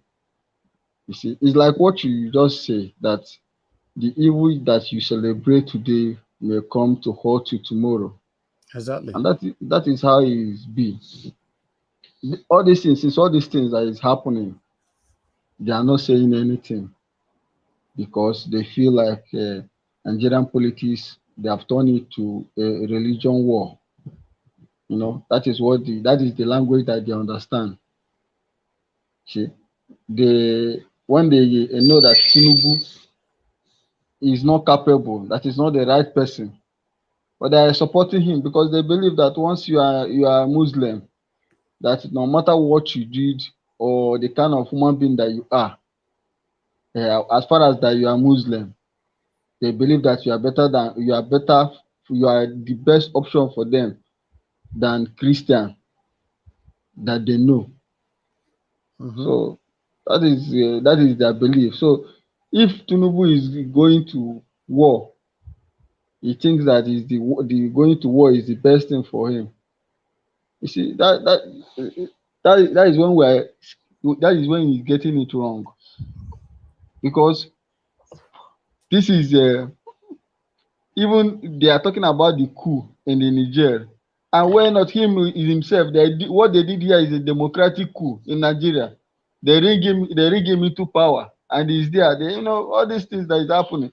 My brother, if you understand what is the kind of level of poverty in this Nigeria now, in fact, you'll be pitying people. Honestly speaking, look at now, assume in my compound now, since when they've turned this wall. One guy was even chatting me, since a guy that they call Ayo, is an Yoruba man. Since they are doing they changed this fuel subsidy. I was telling the guy that Goodluck Jonathan did this in 2015. I mean 2012. The fuel was 200 naira, and everybody is protesting. Tinubu is the one that carried it on his head. But now now after so many years, he now come to remove the subsidy, and he was telling people that subsidy is a scam. So I don't know honestly speaking, where Nigeria is going far beyond. Honestly speaking, after many years, what people cannot buy them 200 naira, you now pose it on them 600 naira. After many years, that shouldn't be what we have been talking about. But it depends on the kind of people that we have, what they believe, the kind of mentality that they have. I'm sorry to say, honestly speaking, I begin to dislike my Yoruba brothers because of the attitude towards this election and the whole thing. Some of them, they believe that, okay, because it's their brother, so this is how it is. Somebody was telling me one day that it should be fuel is 600, that all of us will be suffering it. And this person is one of the agents of APC. He was proudly telling me that all of us will be suffering it. So if you go outside and carry a pool in some local area in the Lagos state, you find out that some people are even like the suffering that they are suffering. That they don't even care. Once it's my person, let it be my person. Anything that is happening, let it happen. Just like the same thing that we are saying on the religious issue. Once it's my person, let it be there. If people are dying, let them die. I don't care. Selfish interest. Honestly speaking, if you abandon me to say that this country don't supposed to be one country till this moment that we are, because many of us have different narrative, different thinking, different belief. Me and you now, we are here because we believe on the right thing to do, but others, they didn't believe this. So even though you are killing them, they don't even care. Honestly speaking, it baffles me. It's not that nothing a man can do. Even today, as I'm talking to you, somebody was even begging me. A family man is even begging me for 2,000 naira. Honestly speaking, 2,000 naira is begging me, calling me more than 50 missed call. I have to send the 2K for the guy. I say, okay, guy, take. A family man in that situation. So what the country is not even correct. If this thing continue like this, till next year, there's going to be an anarchy. Honestly speaking, in fact, the country will pity some people. And the most thing that is paining me most, the people that are suffering it most is people that are supporting these people, these two people that we're talking about now. The people that are supporting him, they don't even have common 10 naira. They don't. Honestly speaking, they are the one. The thing is hitting the most, and they keep on like, okay, they are supporting him, and the thing is hitting the most. So can you believe this kind of narrative? Where is it going to end us? Mr. Alves, honestly speaking, it's not easy. May God bless you. Thank you very much. Thank you for coming around. I beg, try me to join us once in a while. Make we not forget each other like this. I appreciate you, my brother. Thank you so much. There's no problem. We appreciate you too. Thank you. Appreciate everyone. All right then. Thank you very much. Thank you. All right, my people, please press on the like button. That's our brother right there, all the way from Lagos. As you can see, that he's pouring out his own plight. You know, he's not very, very happy with what is currently happening in the country. It's better to say it how it is, regardless of where you are from. Always say it how it is, because the situation in Nigeria is affecting everybody, every tribes. It's affecting all of us right now. So let's say it how it is. Let me pick one or two calls before I come to Madam Busy Brace. Hello, thank you very much, Lady Deborah. Good evening to you, madam. Thank you very much for calling in. Please talk to us. 2 minutes. Yeah, good evening, Niger Watch. Good evening to everyone, and good evening to all the commenters. Let me just quickly make a small contribution to the broadcast. Okay. First of all, I really want to add to what you said at the initial part of the program, when you said that when you see something bad happening, that it's always good to speak out, and you don't just walk away and feel as if it's none of your business. Yeah. Because at the end of the day, that thing will definitely come back one way or the other to affect you. So that is the truth. The same thing when you see evil and you decide to just turn your back on it. One day that same evil will come back to hurt you. So it's always good to say the truth, to stand up for the truth. When you see something that is wrong, whether it's affecting you or not, it's good to stand up to it, you know. Exactly. Then secondly, I equally wanted to support. It is a good thing that a lot of people are beginning to speak out. Pastor Chris has spoken, and I think I saw Tunde Bakari as well speaking out against what is going on in the government. It's good because some of them are mute. But I remember during Goodluck Jonathan time, Tunde Bakari was one of the people heading protests and speaking against Goodluck Jonathan. But for some reason, he has been a bit quiet. So I'm glad now that he's speaking out. And the good thing is that, you know, Tinubu did not even waste time for them to start feeling the heat. So it started early, and it's a good thing that they are all seeing the repercussion of all his policies. That every policy he has embarked on is a disaster. So they are seeing the outcome, and nobody is going to tell them the karma is already hitting them hard. So I believe that the judiciary are seeing what is happening, and they will have no option but to give the right judgment. Even a blind man can see that this man has no clue what he's doing. From the other video that you show about the man explaining the economic implication of everything, you know, this is what Peter Obi was saying. But for some reason, they didn't listen. Now, this man has no clue. He has no clue what to do. It's obvious to everyone that he doesn't know what he's doing. He's confused. So I really hope that the judiciary will see what is going on now and make the right decision before Thank you. It's too late. Thank you so Thank you, much for what you're doing. God bless you, Thank you, sir. Thank you very much. Yeah, Thank you. bye. All right, callers, let me go back to the panel again. Okay, Madam Busy Brains, thank you very much for your patience with us. Please talk to us. Yeah, good evening, Oga Elvis.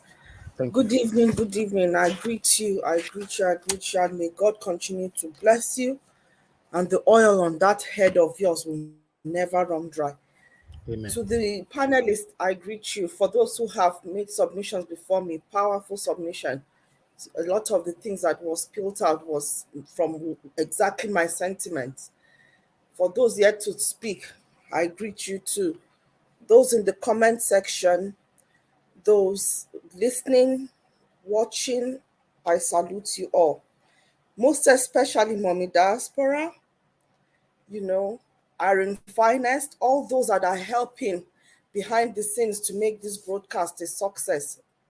Really appreciate you all, honestly, because this is really this platform. You know, somebody called the other day and was saying that this platform restored their faith and their hope. That was what it did for me too, because after the election, I was really downcast. My depression was setting in because when you are so involved and you've been so invested in a cause, and then somebody in the night comes and steals it away from you, it is traumatic. And this has kept one, hopeful, faithful, and has turned one into an analyst overnight, into an activist overnight, into a protester overnight. Well, these are all skills that will be added onto my CV. So I say thank you, Oga Niger Watch, for this, for seeing it fit for us to be on your platform, to be able to share our views. You've brought a lot to the table this evening, a lot of delicacy for us to chew on. Let me just start with I'll touch a little bit on, I'll try and do a little bit, touch on a little bit of all. With the Lagos State gubernatorial, Sanwo-Olu coming in with fake certificates. So the question now, if he presented a fake certificate in 2018 when he was coming in to power, does that mean that gubernatorial election that he went through and claimed to have won and was imposed on the people of Lagos State and was collecting salary and the benefits that come with that extolled office, does that mean he can be arrested for it? Does that mean all the money he's been paid, he will have to pay back because he stole the position and the benefits that came with it? What will be the implication? Because I do not see how the judgment, I don't see how you will escape judgment. If even INEC went on stand for the first time, we don't know, maybe this INEC is a bit bitter. The 600 naira fuel thing has really hit them hard. So this time around, they went and were telling the truth that yes, he submitted the same WAEC fake certificate in 2018, even though Sanwo-Olu was denying submitting that certificate. That means he even perjured, he lied on that oath. What will be his own this thing? So these are the things that we need to be putting fire to. We need to put it out there loud. Like you said, Oga Elvis, I think you were at the beginning of the broadcast, you said our words are our weapon. Yes, they are our weapon. All we have right now is our weapon. Our words are our weapon. We are not a Saridokubo that have the paraphernalia of all those things that he carry around for oppression. It is our words that will be used as weapons to liberate us in this situation that we have found ourselves in. Let me take on to the debt. The debt matter, where Nigeria has been, I saw that news yesterday and I was like, oh God, we are ruled by demonic people. It does not make sense. It beggars belief that people who have been put in position of power and of trust have gone against the people that they are supposed to rule and are hell-bent in impoverishing us. So they secretly went and borrowed how many billions of dollars from a bank that is questionable, that has JP Morgan and which of the name of the other bank, I can't even remember. They borrowed money from those banks to do what? The lack of accountability in our government is appalling. The way that government can just go and collect money, and they said they did it secretly. They went behind our back and did it. I don't know if it's because Emefiele is out there now in that prison that he's now coughing and vomiting all the information. Because why did we know all this? That APC, Buhari, Tinubu, and the Emefiele, they went and borrowed this kind of money in a secret deal. What did they sell? What did they give in return? Oh, may God bless this Paul Alaje that came. The way he broke, when I was reading it yesterday, it was going above my head. A lot of the things that was being said, anything to do with finance, honestly, it is flying over my head. I didn't know what it was, what I was even reading. All I knew was they have put us in a deep mess. This man has broken it down in a way that we can understand the enormity of where we are as a nation, you know. So we are in the mercy of some clique, another, well, it's not another, they are all working together. So we are at their mercy. But what did they borrow the money for? What did they borrow the money for? Just like, where is the subsidy money going to? Where is it going to? Where is it going to? Because I am hearing it's possible it has been diverted to go and fight in Ukraine. You never know these things. They are using our resources to go and fight a dirty war to come and oppress us with. I honestly do not understand how our leaders think. You know, this Paul Alaja, the way he broke down, you know, the consequences of devaluation. Without that, he said something that without replacing the supply chain or a production line, or without replacing anything that will yield production in the country, that will yield an economic activity in the country, you cannot just take away subsidy without putting something in place that can generate some certain income. And that exactly, when he said it, that was what came to my mind. And you mentioned it, I think, Madam Rita, was it Mr. Elvis himself? What our principal has been saying, taking us out from consumption to production throughout. In fact, it got to a point I was like, I can even tell you when he's about to say production from consumption to production, because it became his mantra. His campaign was boiled down to taking us out from production, from consumption to production. You know? So he knew all these things. He has a plan. He has a plan. It does not take any. It is not a no disrespect, but it is not something that only geniuses can think of. It is something of common sense that if we continue to consume things that we do not produce, it only means we will be enslaved to the person that produces it. So we are passing our wealth on to somebody that is producing it. And that is what these people have consistently done over the years, from one government to another. And he brought the fact that our textile industry, gone. And then there used to be a granite pyramid that was geared for export, gone. Our petrol, gone. Where did it go to?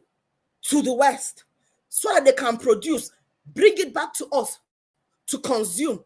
So I've said it in the past on this platform that Nigeria has deteriorated from one government to the other, where our sources of production have been depleted. The things that we used to generate everything that was good that each government came and met, they will deplete it, they will destroy it. And then the next government will come and hamper on another one and destroy it. Look at Ajao, the steel industry in Nigeria. With the amount of resources, still the wealth in that country. Look at, if you hear the way the Ajao steel mill, its building and everything, and how it was destroyed. You just know that it is not, it beggars belief. It's not normal. It's not normal for a country to sabotage itself. Then you ask yourself, why are we sabotaging ourselves? Why? That self-sabotage. Who is it benefiting? Who is self-sabotage benefiting? The country as a whole is losing, but a certain few are gaining, but at the detriment of the majority. Because the certain few that are gaining, their existence is not in Nigeria. They are there to deplete. They do not exist in Nigeria. They need medical care, they fly abroad. They want breakfast, they go to France. They need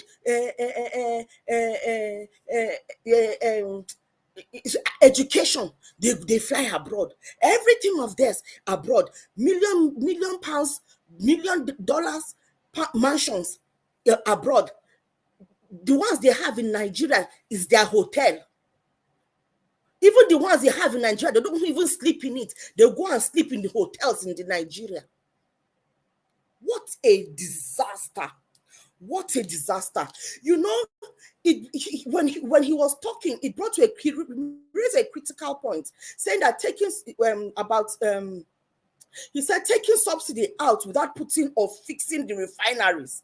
You know, this takes me back to the pomp and pageantry that took place when the so-called Dangote billionaire extraordinaire was launching the refinery. The pomp and pageantry that took place. You would think it is a national event, not a one man's business. You would think it was, because it is Nigeria's money, but they are giving it a guise that it is for him. But I was wondering, why all this pomp and pageantry? Why every big person in Nigeria, the who is who, the government dignitaries, everybody flooded that place for the refinery. And I'm like, what is going on? It was all optics. It was all optics to make us think that we have a refinery about to burst out that will be able to, alleviate the petrol scarcity, the petrol challenges in the country. Not knowing that it was all done for us to feel there is an alternative, so they can easily take out the subsidy. So that subsidy, their plan to take it out the way they took it out was intentional. It was intentional. Hey, these people is only, we can be their nemesis. In fact, I was about to say it's only God. No, we can be their nemesis. They can start getting their hell on earth. They can start getting it. Pastor Chris said, he asked a pertinent question. That the question is, what do the Nigerians want? What do the Nigerians want? Nobody is asking that. France and ECOWAS and America are just going to go and throw missiles in a country that they did not ask them, what do they want? That is to tell us something, isn't it? That is to tell us it is inconsequential what the people on ground want. It is what the superpowers want. And then their lapdog, ECOWAS, and its stupid, the so-called leaders. Let me take Cape Verde out of this, because I hear that the Cape Verdean president is against the war. So, but for those who are within, who are heads of government of the so-called sovereign nations in West Africa that are in cahoots and are going there to say, yes, let us go and fight Nigerians, they should go back to their constituents, find out what do they want. And their constituents have spoken. We hear that even the parliament, the ECOWAS parliament, the parliamentarians are also against the war. So, why are we going in? Why are we going in? Ned Media asked a good question, a good, valuable question. Why will ECOWAS want to fight for France or rival against the wishes of the parliament, against the interest of their people, against the interest of the nation? Why? That is because it is the interest of the few that are in it. The few. It's not the interest of the nation. They have their own interest, which has already been met. And while we're talking about this, Russia has also come out to warn ECOWAS not to invade France. So If they are warning ECOWAS not to invade France, tell me a mini world war is not starting already. You If mean, sorry, ECOWAS my sister is invading Niger. I think that's what you meant to say. sorry, yes, invade, my dear, it's wishful thinking, maybe what is in my head that is beginning to come out from the mouth, because that is where they should be invading. Thank you for the correction. Yeah, that warning against invading Niger.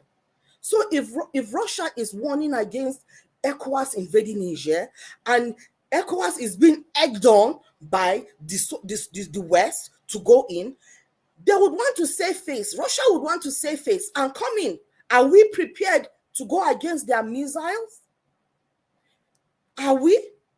Talking about the war, a lot of the things that those Hausa people came out to protest. Yesterday, I saw a protest. In fact, the one I saw was even more. This one seemed more calm. The one I saw was slightly violent, kind of, and you see, these are uneducated people that are being egged out to go and do this. So when they come out and come and do their own, they will do it in a different way. That is why I was saying, right now, we both have common enemies. Yeah? Usually it is religion they would use, and they will go, it will be Christian, they will go and attack. Or another tribe that they will be attacking. But now it is not Christian that has caused this war. It's not a Yoruba or Igbo man. Well, in a way, it is like a Yoruba person that has caused it, because Tinubu is the face of the Yorubas, whether we like it or not. That is how it is being seen. You understand? But then again, let us not digress. It is not a Yoruba person that has caused this war. It is a political issue. The political ideology that we have allowed to pervade and stay in that position, which the North will take 80% of that responsibility for pushing this apparition onto people. And now, like I said yesterday, the chicken has come home to roost. And now we are seeing, they are all seeing what everybody is seeing. But they might be seeing it from a tunnel vision. They might be having a tunnel vision. They're just looking at it because from the little I could pick from what they were chanting, they were saying, basically, a lot of the things they were saying was not really clear to me. But what I could hear was that Niger, that is, Niger is our brother or our family. Yeah? They now went on to say things like, Nigeria should not look for trouble. They are daring the government, and there was a way they were putting it. It was kind of like a dare to the government to go to war, and they were saying things like they are not supporting the war, saying they were not supporting. So, but what were they telling Tinubu? They were saying something about Tinubu. It came across like Agama Tinubu Niger. So something like they should tell Tinubu Niger is our relation. But I did not hear that thing that you are saying we did not vote for Tinubu. I didn't really hear it. It's possible that it was said, but there was so much, the way it was being, I couldn't hear it clearly. No, I didn't hear that part. But I'll go back again and try and strain and see if I can pick it. But it's okay, as long as we can already see that they are not happy. They are not happy. Yes, they are not happy, and they are daring the government. They are daring the government. Yeah, Mr. Office, well, I can hear Hausa very well. What they are saying is that Niger is their brothers. They have been living for so many years, so they should not come and oppose war on them. Yes. So that is what they are just saying. Okay. Yeah. All right. Thank you so much. So basically, these people now, if they, the good thing is, the positive thing that I'm seeing is because Nigeria getting to where we need it to be, they have to wake up. And the good thing is like they are beginning to wake up. Maybe not in the way we expect or want them to wake up, but one thing is for sure, they are dissatisfied with what is going on. They might not have come out to protest when this man stole the seat because they were in support of it. They might not have come out to protest because petrol has gone to 600. Well, they might not have understood. But what they have understood is that war is coming to their backyard. And as a result of this man that they have put there. So now they are coming down, because what will the implication of the war will let them know that at the end of the day, it is not like religion that will give you peace, that will give you prosperity. It is not religion, it's not tribe that will give you peace, will give you prosperity. It's putting the right person in power. And we should seize this opportunity to let them understand, to educate them. And that is what I would want Labour to be doing right now, the Labour camp, to go in, use this opportunity, to use it as a campaign foothold, as a campaign. Let it be that we are still campaigning. If Labour is listening, the Labour campaign, the leadership, please use this as an opportunity. These people are in a place now where their consciousness is open to receive the information that we are about to give them, that putting the right person wouldn't have taken us to war. Choosing the right person will make right decisions for Nigeria. Choosing the right person will turn the lush lands in the north to fertile economies, and that is exactly what our principal has been saying. This is the critical time to go and brainwash them out, take out all that they have been brainwashed, take it out and inform them with good, clean information that it is not religion that will give us peace. It is not tribe that will give us peace. It is the right person, the right government instituted in power. And we should use this opportunity to continue to campaign, to get foothold, to flush out the evil APC and all its supporters out of market. Mr. Peter Obi, he said, I think I've spoken about Mr. Peter Obi, but I put a note that it is very clear that during the campaign season, right?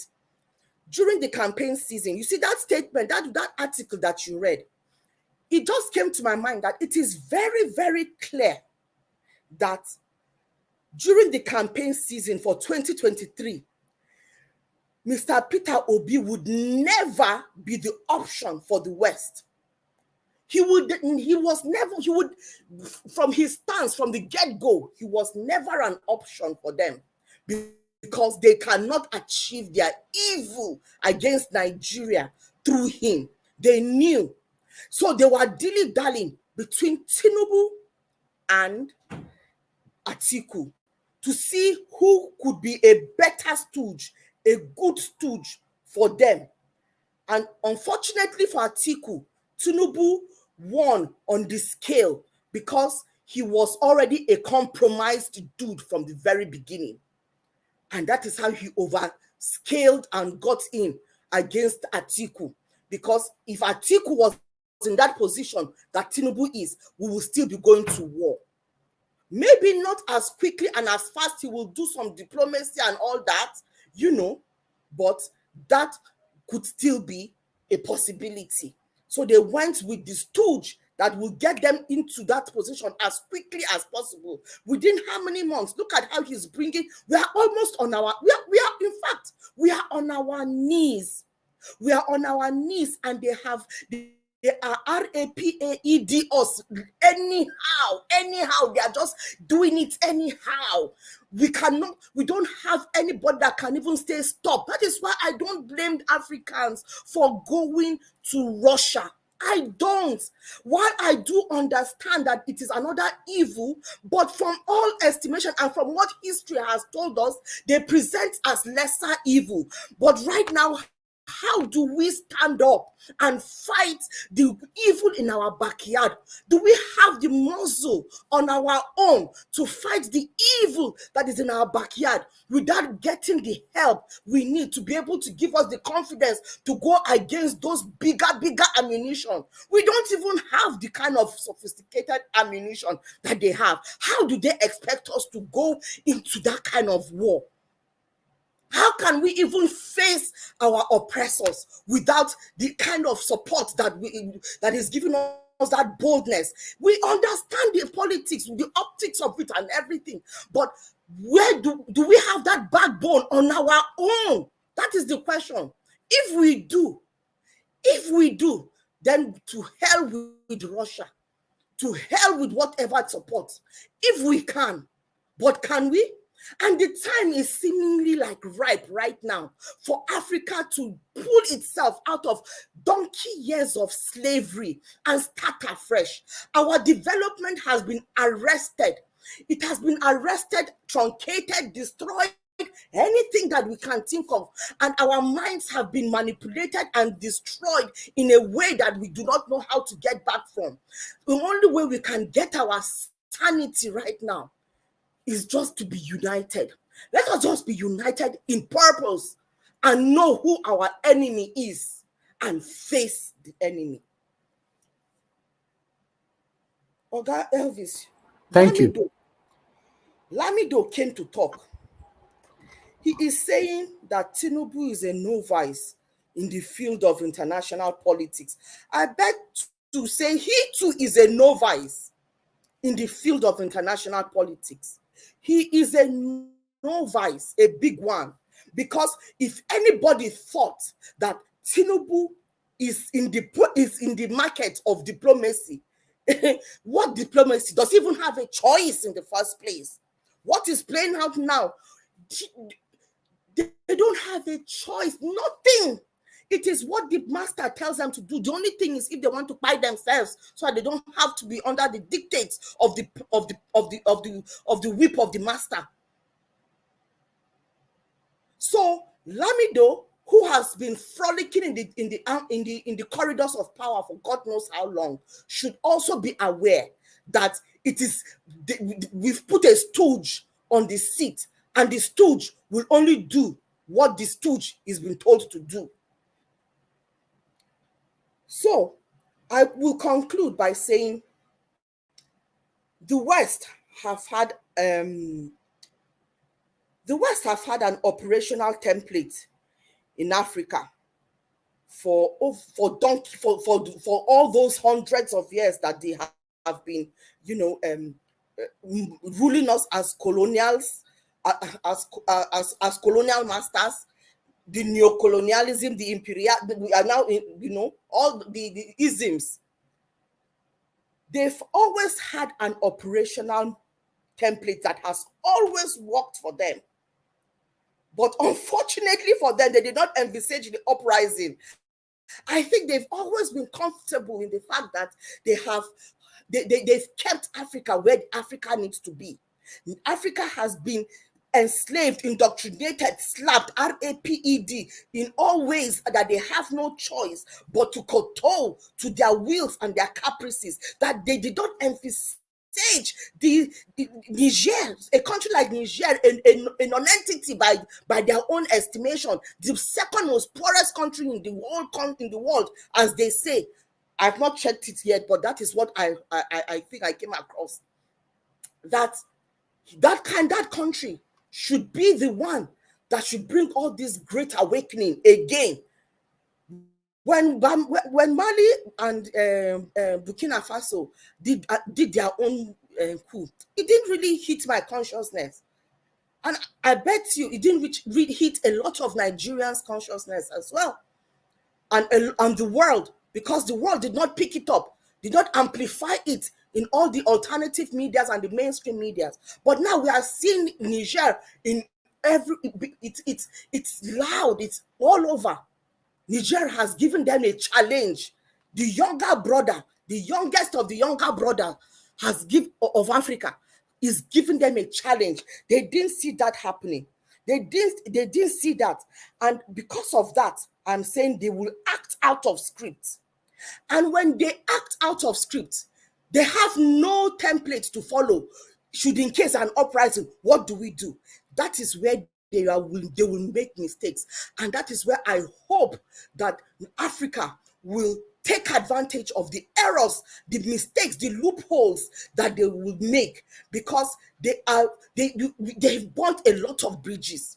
The West, they've burnt a lot of bridges along the way that a lot of countries have turned their backs on them. So hopefully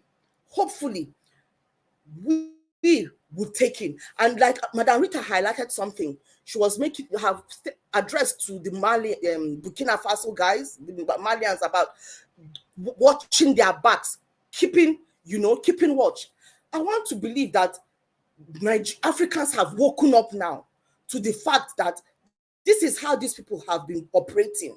They've been taught, information have seeped into their ears and understand that this is the operational manual of the West.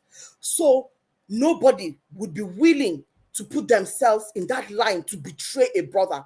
And if in the event they have been found in that situation, the option that these people will take is to buy them. I pray that they will agree, they will let themselves to be pied as heroes than to betray their brothers. I rest my case. Thank you so much. All right. Madam Busy Brace, thank you very much for your submission. For the first time, I have to really leave you without any kind of interjection or interruption. I shock. Yes. I said, let me quick. No, deliberately. I just want to leave you today. Make you just talk how you want to. Thank you so much. Thank you very much, madam. God bless you. I appreciate you all. I would like to appreciate every one of you right there on the comment section. Those of you listening to us right now, remember, we're fighting for a better Nigeria. We're fighting for our country. We have to do this. Trust me, our forefathers could not do it. Our fathers could not. We, in our generation, Nigeria will be better. Yes, Nigeria will be better. These guys, these satanic guys are feeling the heat. We should always have that in mind. They are feeling the heat. So bringing of election, I believe this is, if we succeed in this by the special grace of God, and if the judiciary do the right thing, this would be the end of ringing of any kind of election in Nigeria. Have that in mind. We are about breaking the yoke. Judiciary, do the right thing. Do the right thing. A lot of people are suffering. A lot of people are suffering. Thank you very much, my people. I'd like to hear from Mr. Moses. Mr. Moses, thanks very much for your patience. I would like you to talk to us. Good evening to you. Okay, Mr. Moses, it looks like you're not there right now, so I have to come back to you. Thank you. Prince Akwashi, thank you very much, sir, for joining us. Good evening to you. Are you there? Okay, some of you are not here. Okay, I'll just be moving to the next person. P-Soft, good evening to you, sir. Are you there with us?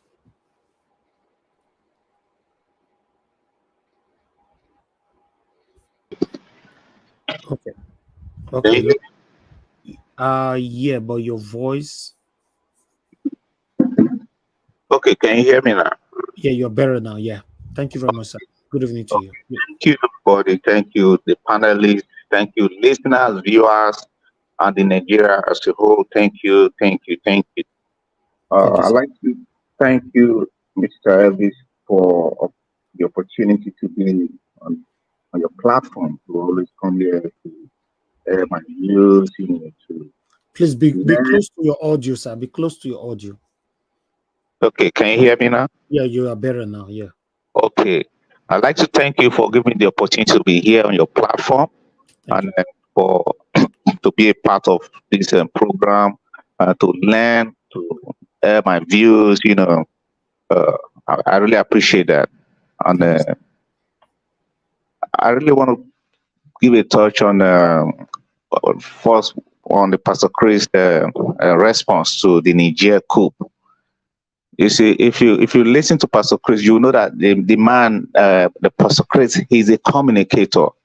You see, this is what I always talk about: ability to break down information for understanding is what really matters. So when he talks about the activities currently happening in Niger, you understand exactly what's going on around the whole world. And if you look at, he made reference to kind of like if you impose the government, if you impose a system on the people, somebody has to do something about it. if you don't vote, if the people never voted you into office, and you impose yourself on the people, then something has to be done about it, because no one has monopoly of violence. Just because you're able to impose yourself on the people does not mean that there are no capable hands that will also do something about it to repair it. So if you're doing anything to impose yourself on the people, just also have this in mind that somehow something may be cooking for you too, because you can't beat over 200 million Nigerians. You can't do that. You don't have the capacity to do that. So if something happens to you, you should also take it. You should also take it. The government is planning to go invade Niger, and they don't even know what awaits them. So they think they are going to go invade Niger, want to show strength to say, oh, we don't want military rule. Something is cooking at your backyard too. You have no idea of. Something might just be cooking right there. And then you're talking, oh, you want to do this, you want to do that, you want to do the bidding of the Western world. Who cares? We don't care about the Western world. We care about ourselves. We need to focus on ourselves. We need to take care of our people. I listened to, I think, the first speaker today, or the second speaker, when he was making mention of how poverty has ravaged the society. Poverty has destroyed our society. If you ask anybody, I was saying to one of my friends today that it looks like Elvis has left a comment in the mouths of many Nigerians, because anybody I meet, I ask them, they will say we cannot continue like this. And this is the only platform where you used to say that we cannot continue like this. Now it's on everywhere. Yeah, everywhere. We cannot continue like this, including those that voted APC. We cannot continue like this. We cannot continue like this. That's what they're saying everywhere. I was like, man, it looks like the word has really spread, has gone far. People knew that something is wrong with the system. People are aware that things are not going well, that this administration cannot continue. People are aware of it. We can't continue like that. We can't go on with this kind of madness. This is madness. I listened to the is it the Economics or a young man on the Arise TV that was talking about the economy of the country. You see, the economy of this country is completely gone. Nigeria is completely finished because the system that is in operation is not a good system. It's not a system for the people. There has to be a system for the people, a system that takes care of its own people. So the policies that these guys are putting forth are not policies that takes care of the people. They put up policies, unreasonable policies, policies that are not attainable, policies that have got nothing to do with the poor common masses.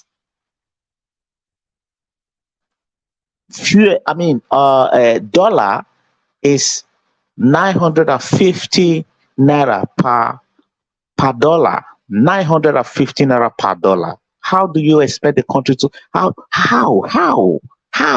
And some people are still hoping that somehow someday miracle is just going to happen. Miracle ain't happen anywhere. We are the one to make that miracle happen. The people will make the miracle happen by taking actions. We have to take actions. So we have to speak in a language that our people will understand that, hey, we just have to do something about this shit. If it's going to take us to protest, okay, what does it take us to protest? And we're going to stand by that protest for this nonsense to stop. Not even protesting against war that is about to take place in Niger, but at least to solve the hunger problem in Nigeria first. Something needs to be done urgently.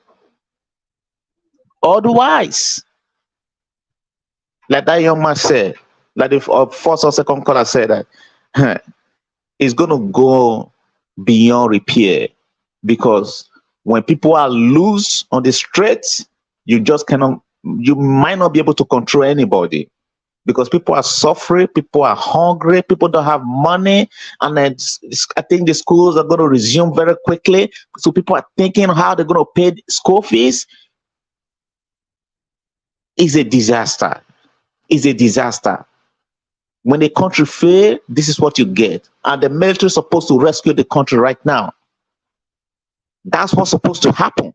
The military is supposed to rescue Nigeria. You don't leave the country in the hands of politicians. That's what the military is supposed to do. It's their responsibility.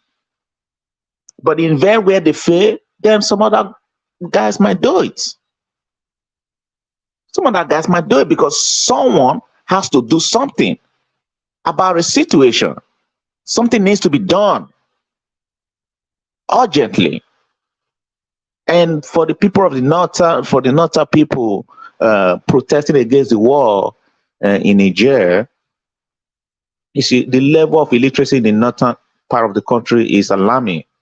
So when sometimes I don't want to blame the kids too much because their politicians manage to play on their intelligence. You know, they misuse them, they take them away from education, they lie to them about several times. So those young men don't even know nothing. A lot of people, a lot of them that you saw on the streets, majority of them are not in schools. They are not trained, they have no skill, nothing. So you know, people wherever they are being pushed to, that's where they go. Okay, you want us to do this? Oh, they just go there. They can't really differentiate between, they can't really analyze situations. So they are just kind of like rigid, being stuck in one direction. That's why the northern elite killed the Alamajiri school that Jonathan tried to build. There was a reason for that. When Jonathan built Alamajiri schools, there was a reason for that. He wanted the people's minds to be open. He wanted them to be educated, just so they'll be able to reason, you know. In few years' time, if the level of illiteracy continues in the northern Nigeria, the whole country goes nowhere, believe me. The whole country goes nowhere. And this is deliberate.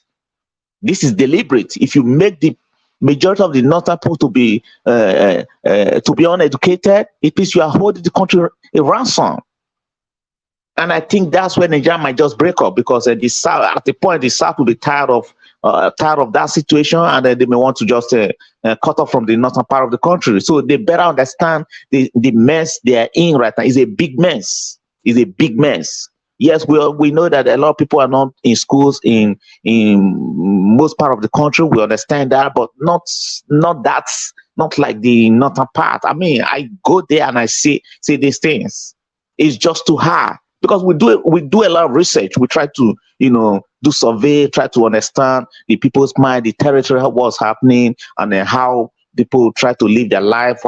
You understand what I'm saying? So these things, in few years, we go nowhere if nothing is done urgently regards to this situation. So they better quickly address the educational system, especially the northern part of the country, so that kids can go back to school. You can't also keep kids out of the school and expect the country to be in a better position. It's not going to happen, because at the end of the day, they're going to use them. And the reason they do this is so that they become tools in the hand of the few selected politicians. They become tools. They begin to use them to do their own bidding, and then making the people living in a very devastating environment. A situation, an environment whereby they are not able to reason. You know, when a man is hungry, when a man is hungry, he can easily give in to anything. That's what's happening, because when they don't have enough food to eat, they just promise them some little biscuit and bread, kind of stuff like that, and then you hear them, you know, praising those people. Why? Because they made them so poor. They made the education system to be so bad, to the extent that only the top ones continue to rule them. No other child is able to grow up to meet them. Only their own family continue to rule, continue to be in the offices, in the governmental positions, getting appointments. While the rest of the kids, they just grow, they marry, they just live like that. and then they are gone. Same with their kids, it's just kind of rotational. It's so sad. It's so sad. And then for the judiciary, I would like to say that you do not have a choice because the constitution is clear. I'm not begging you. No, nobody's begging you. You do not have a choice. The constitution is clear. It's written in English. We know what it says. We know the contents of the constitution. You are only in a position to make the pronouncement, to pronounce it, and give the judgment.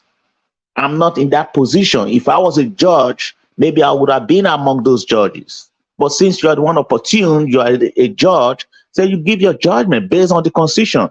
Anything outside of the constitution, any judgment outside of the constitution, believe me, you are in trouble, big time, because you broke the constitution. If the politicians broke the constitution, we do not expect the judges to also break the constitution. So if the politicians broke the constitution and the judges also broke the constitution, then someone has to do something. God bless you, Mr. Niger Watch. I'm still sitting right here listening. God bless you. Thank you, Agape. God bless you too. I appreciate you. Yes, a lot of people are listening to us, and because we are here every day, so we've converted a lot of people who were on the edge. Many of them that were sitting on the fence, today they are standing for what is right. So it's a good thing. So let's continue to do what is right. Thank you very much, my people. I appreciate you all right there. Okay, let's see if Alex Edoson, are you there with us, sir? If you can talk to us now. Yeah, I'm here. Thank you very much, Can you sir. hear Thank me? you for your patience. Yes, I can hear you. Good evening to you. Talk to us. Good evening Good evening, Mr. Ivis. Good evening to everyone, both those my co-panelists and our dear commenters and every other person listening. I just have a few words to add to what every other person have said so far. I would like to say something concerning Pastor Chris. Like one of the speakers said, sorry if I cannot remember your name. He's a very, very wise speaker, or somebody who can pass the message the way it's supposed to be passed. He was so clear in analyzing the situation we are in now. The people are supposed to be at the center of everything. I mean, the citizens, not the politicians, not those who are in positions of authority. You see, these guys in Niger, they took over because they saw that their country was going down the drain, and the citizens supported them. It was a bloodless coup. The people wanted a change, and somebody took the initiative and wants to give them this change. So why not allow the people to decide for themselves? This is a sovereign nation. This ECOWAS thing, trying to bully over others, especially coming from an illegitimate government, so to say, from our own side. You know whom I'm talking about. Trying to do the biddings of France and the US and other parties that are having this interest in the resources of Niger. It's all about the resources that they are getting. They've been mismanaging everything. The citizens are suffering. So somebody now came and said, enough is enough. I don't want my people who have a commonwealth, but they're not getting anything from it. It is time that they get what the Almighty God gave to them. They were born in this land, so everything that is in this land belongs to them. But somebody just came from nowhere, is utilizing the resources, to better the lives of people who don't belong to these people, to this land. So I don't really understand what Tinubu and his cohorts are after. I don't know. How can these people be so selfish? They don't even care. Like I told someone, they said, this guy is not a Nigerian and he hates Nigerians. Because if he is a Nigerian and he has the love and of Nigerians at heart, he will not even go this lane. He will not. The brother that spoke from Nigeria, you heard him. We all have relatives in Nigeria. Mr. Elvis, you are the moment you are in Nigeria, you can see for yourself, you can hear how things are getting so bad. In all of this, you want to go and start you want to go and fight a war for other nations. You want to fight their war. You want to fight the war of Russia and the West just because you hate your people. Because if you don't hate your people, there is nothing that will even make you think in this lane.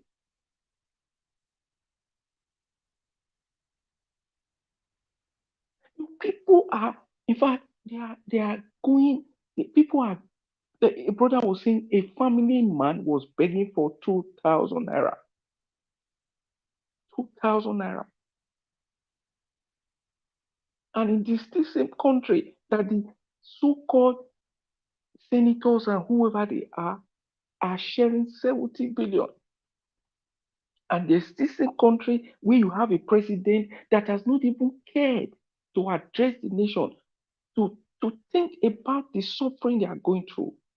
But he wants to go and fight the war of others just because he wants to stay in power. He doesn't love Nigerians. In fact, he hates Nigerians and he hates Nigeria as a country. If he's not in that lane, I don't think he would even be thinking of this situation we are in now that he's trying to put us. But thank God that he's not going to succeed. He's not going to succeed because Nigerians have taken too much blows. They've taken too much pains. He will not succeed. Then coming to our brothers in the north, you see, these two things I keep emphasizing it: tribe, religion. It is such a powerful weapon, that they've been using. It's one of the, in their playbook, I think that is the major two uh, uh, things that they focus on, these items in their playbook. We use tribe and religion. They will always buy it. They will always fall for it. And you see, they've been so good at it that they now feel so comfortable and feel it's going to be business as usual. But thank God Mr. Peter became, and he now put it a kind of stop in a way and brought the awareness. It has to stop until Nigerians really come together and who their common enemy is. It's going to be very, very difficult. All what he was talking about during his campaign, is it not what is happening today?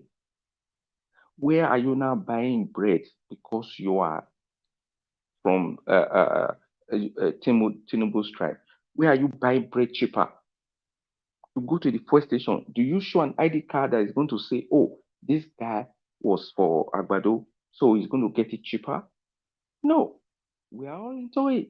Everybody's into it. And why did you do what you did? Just because you believe in tribalism. Nothing else. You never cared. You knew from the onset he's not competent, he is corrupt, everything that is not good goes with him. But you decided to put a blind eye and say, he's my tribe. Just like the other guys in the north. Oh, what religion? He's a Muslim. No problem. That's all. It's okay with me. As far as he's a Muslim, it's okay with me. Now you are bearing the brunt. So you see, this What did he say, principal? This rascality and this evil has to be broken. And if this is broken, I think there's going to be a headway for Nigeria. And as for the judiciary, just like my brother just said, we are not begging you. You are part of the country. If you want to let it go down, it's all about, it's everybody. You are not going to escape it. So don't do the right thing. I'm not begging. It's either you do it or you don't. For the end, we're going to see where the country is going to is heading to. So I just sincerely hope, because hope is the last straw that we're holding on to.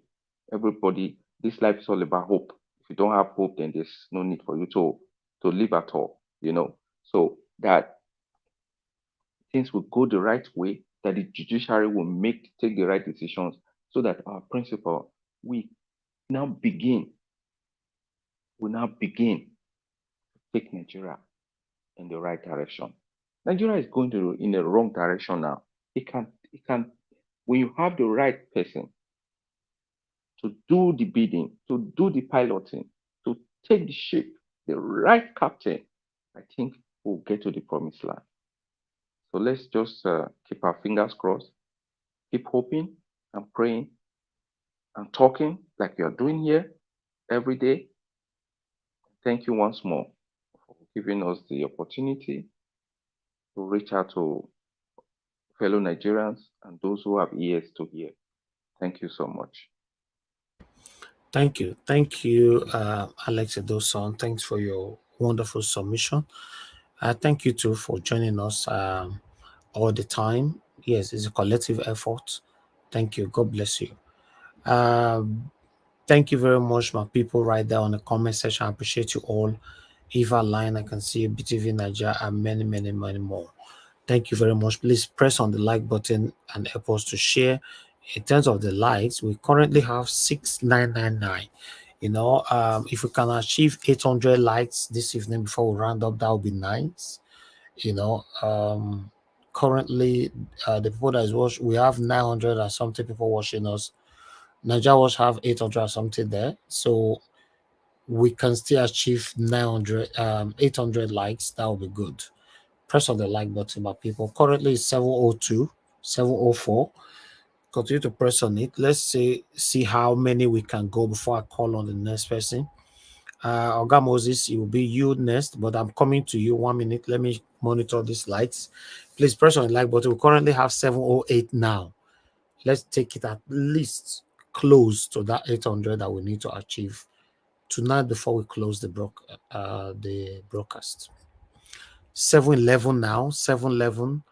Press, my people. We are getting there. 712. And they look at why they watch them. And they watch them. 714. Let's take it further. Because sometimes we need to do this. 715 now. Yes. Thank you. Press Sam. 716. I don't really want to stay long here today. You know, although I say this every day, I don't want to stay long. I end up still spending the 6 hours. But today, you know, please, I really want to. Today is Sunday now. Suppose do only 1 hour, 30 minutes, but you know, they work. 717, 718. Press on, my people. Press on. I don't even know how many hours we don't do now. We don't do more than 3 hours already. 718. Press the like button now. If you can hear my voice, I know a lot of you will never press them. Just press them. Okay, 720 now. Now 800 is supposed to reach before we close. You know, so at least let's cross the half. If we can cross the half, then we'll continue with our submission. I'll come back again to ask for more. No verse. They come back again. You know, 722. Let's cross 50. Let's cross 750. 722. Okay, let me pick this call while I continue to press on the like. Or good evening to you. Your name and where you calling us from? How you doing? My name is Sam Naji, my brother. Thank you, sir. Good evening to you, sir. You're calling from where? No, I'm calling from United States of America, bro. Okay, thank you, sir. Talk to us. Mother Rita, I don't see you. Thank you. Go ahead, sir. New York. Talk to us, sir. Yeah, my brother, God will bless all of you. God will bless Nigeria. And I'm very, very happy. Please off your gadget. Off your gadget where you are watching me from, sir. Off it. Turn that one down. You are listening to that. You shouldn't be listening to that. Listen to your phone. Okay, thank you. Sorry, please. Hello. Okay, go ahead, sir. Thank you. Thank you so much, and thank God for the good work all of us Nigerians are doing. Thank you. And I believe that the time has come and what God is doing, because whatever we're doing without God, we won't get there. And I believe that Nigerians are realizing what is going on for the past years, decade. And I thank God that this is the time, because there's a lot of prophecy and things that come and pass, and this word, your speech can never go, which I believe that now, with togetherness, both Hausa, both Yoruba, both Igbo, this is not a fight of maybe indigenous or what. What we are trying to do is to build our nation, because when you look at what is going on in our country, you believe that we are the richest in the whole world. Nobody will tell me that. If you tell me that I will live in abroad, I will tell you it's a lie. Why all of us went to school in Nigeria is to become somebody. And I know then, like other people who might be in this platform and other people who have been listening to us will know. I so much believe that there won't be any war for people to die. That's why I'm in support with what our principal, Peter Obi, said. They don't want anybody to go to war. Now INEC have did their own and disappoint us.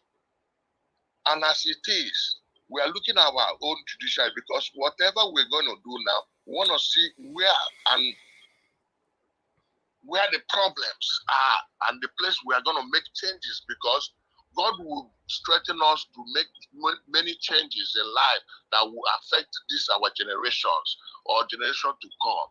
Because if you look at the way things are going, there's a big inflation in Nigeria. People are dying. And why I'm praying, let there not be anything. Because if anything judiciary, we are not begging them. They must do it. It's our constitution. You cannot allow people that didn't go to school and claim that they went to school to rule the country, that they cannot. You cannot tell me, because you can see that people are dollar today, $1 is almost 1,000. $1 is almost $100, 100 naira. It's a shame to even Tinubu, to even all of them that is there. I'm sorry to say this. I'm not telling them. I'm not praying for that, because what will be if they allow anything to happen? If judiciary fail to announce what they're supposed to do, all of them will go down. Everybody will go down. We're not talking about what is happening in other places. What you are seeing is a player ramble. I'm telling you the truth. I'm not here to threaten or maybe we come to, but what we are saying now, that all Nigerians have to be, because we don't want it to be violent. We believe we're going to show it the way it's supposed to be. Let more people will not die, because a lot of people have died in that country, which we cannot, even people that die on their way going to abroad or doing any other thing. People are tired of that, what is going on. I saw one thing in TV, woman is crying, what they did to their family. The old woman and a small. I said, I can't believe that is happening. You see, here we are in America. This is where rule of law goes. You see the way everybody. If you do just 20% in Nigeria, I don't think that any Nigerian will live outside the country. People pay their tax and do things they're supposed to do. We are slavery in America, but people are thinking that I'm telling you the truth. We can't even call a place our home where we can come back and sit down and people will ask where we can be. We are blessed from head to toe. and people are not suffering. People, you see people every day. People, millionaires are turning to pets, turning down. People don't have money, don't have even to pay school fees. We know that Nigeria there's free education to a certain level. People that go to abroad is the ones that are stubborn kids. That's why they send them to abroad. But I believe that God will help us, Nigerians. Let's stand. Let everybody, because for us to change things, we have to change ourselves first. Please. Thank you. And I believe God will strengthen all of us. I thank you all, Nigerians. I thank you, people. And I believe with one Nigeria, we will stand and we'll get there in Jesus' name. Thank you, my brother. Amen. Thank you very much, sir. We really do appreciate you. God bless you. Thank you, sir. All right. My people, that was a wonderful submission right there. The part where he said that we can't even come back home and all that. I've talked about this so many times, that the situation that we are facing, in abroad, a lot of us in abroad want to come back home, but it's not easy. There's no home. That's the truth. Another woman called in the other time. She was crying here. I forgot where she called from, saying that her children cannot even visit home and all that. She's tired of abroad. She can't move back home and all that. The situation of Nigeria is affecting all of us. You can't shy away from it. A lot of us, listening right now, actually initially traveled abroad for a specific time, but that time come pass to come back, come become wahala, because your country is not conducive, it's not encouraging. You can move back home. The insecurity is increasing every day. So my friends, they ask me, say, how we take the survive and we will come this time for Nigeria and all that. Yes, not God. Not just God. It's not easy. To bring family to this country, Nigeria, is not easy. Carry, if you get wife, husband, children, you carry them. Everybody will just say, like you can do traveling from Canada to America, or America to Australia, or to Japan, or to the UK. At this particular time, can you do that? To take your wife, or you and your husband, carry all your children. You just say, will they go Nigeria? They go where? God, talk them again. Where you say they go? So it's terrible. So one needs to be very, very prayerful for the judiciary to do the right thing, because we've done everything that we needed to do. We've done everything. So hopefully, fingers crossed, that they do the right thing, so we can have a better Nigeria. Thank you very much, my people. Remember, we're asking for something earlier on. If I go back to the panel, we're asking for likes. Currently, the likes is on 738. Press on the like button if you can hear me, my people. Thank you very much. Thank you, thank you, thank you. Okay, moderator, thank you. If you can hear me, please press on the like button, my people. Press on the like button. And we have our Nigeria account on the screen. In case you want to support us, nothing is too big or small. Just put anything there and I'll come here to acknowledge you. Just support what we are doing, encourage us. Some of you said you can't super chat, so that's why sometimes we put this here on the screen to support us.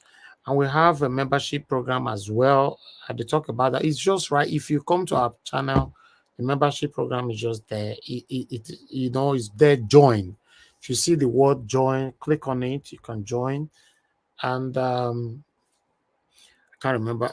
Yes, we have a PayPal account as well. So in case you request for that, we can post the link on the comment section. Thank you very much, my people. I'd like us to move on right now. So we're going to have a final submission now, so we can round up. Please understand with us, it's not easy. It's not easy doing 6 hours every day. So let me quickly come back to Mother Rita. Thank you very much. You were the first. You're still the first. So give us your final submission so that we can round up this show. Yes, thank you very much, Mr. Elvis. And everyone who has spoken very well. I have learned some things today. Peter Obi is a special man.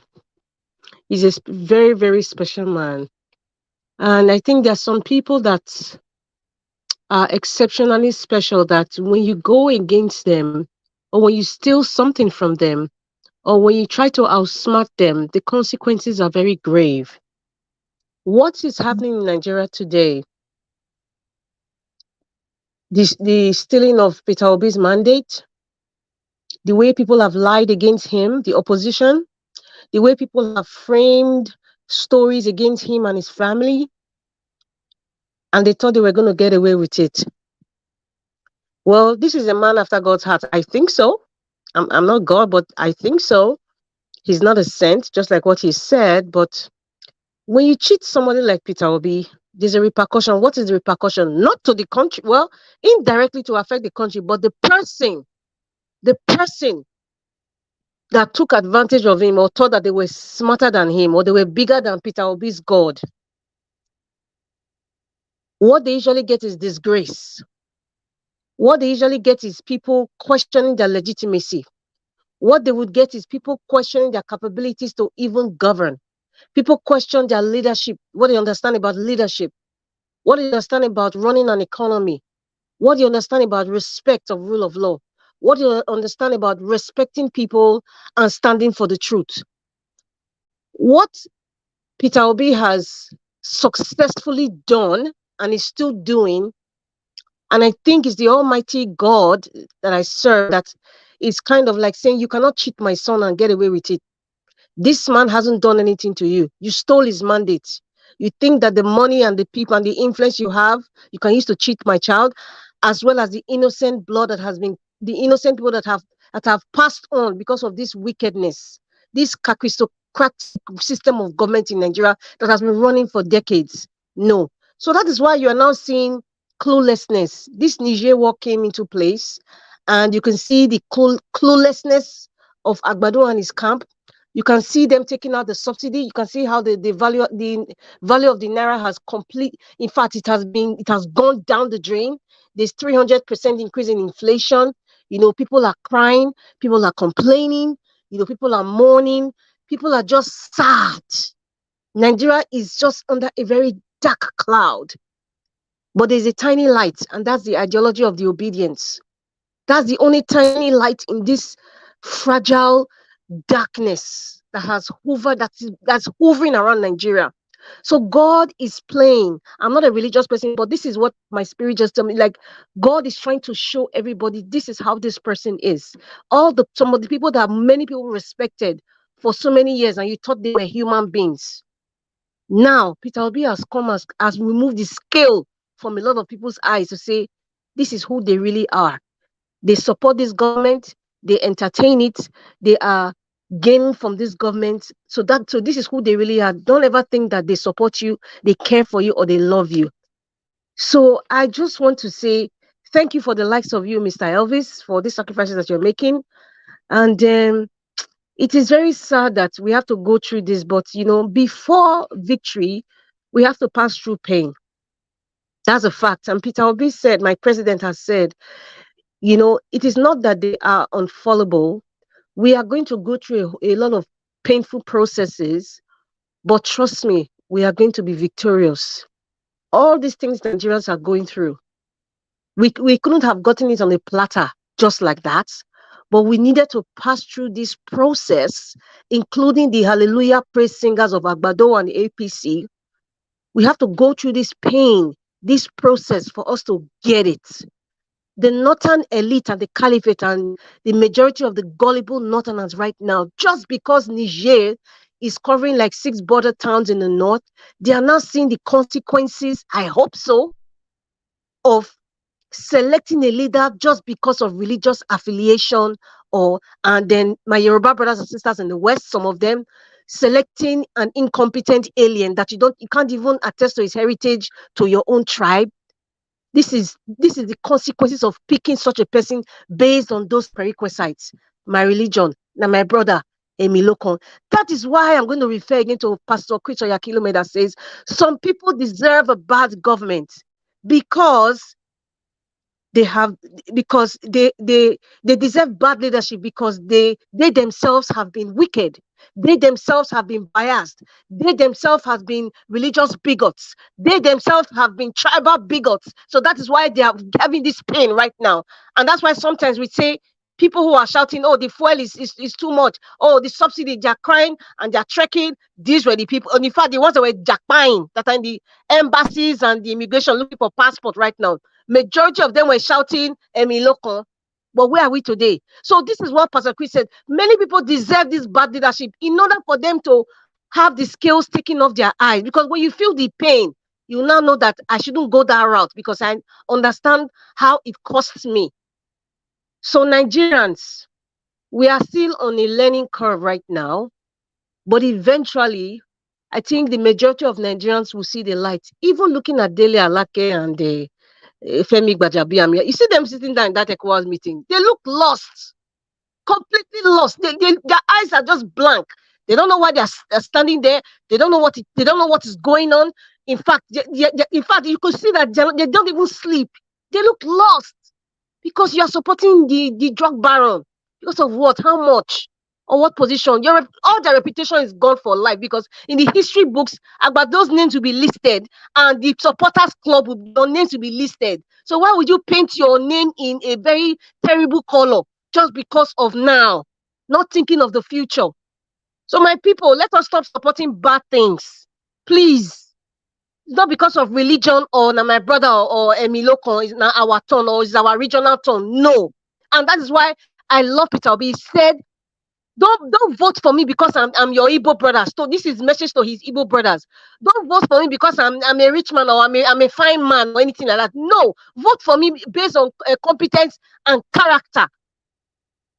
And that is the basis of the obedience movement. But people still don't get it till now. So people are not getting it now because of the subsidy. Now they're seeing how the naira is the devaluation of the naira. People who are small scale business and are importing things from China now, they're not seeing how it's affecting them. They're not seeing that the production that Peter Obi has been saying is not the solution.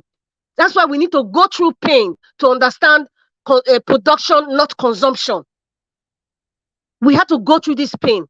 Niger fight right now it had to happen. See, Peter Obi is a special man.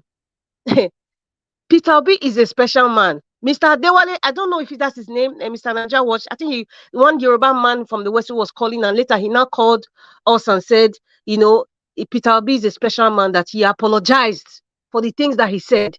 Anybody who is spiritually inclined or who understands certain things will know that Peter Obi is not just an ordinary guy. And that is why he's a gift to our generation. He's a gift to this phase that Nigeria is facing.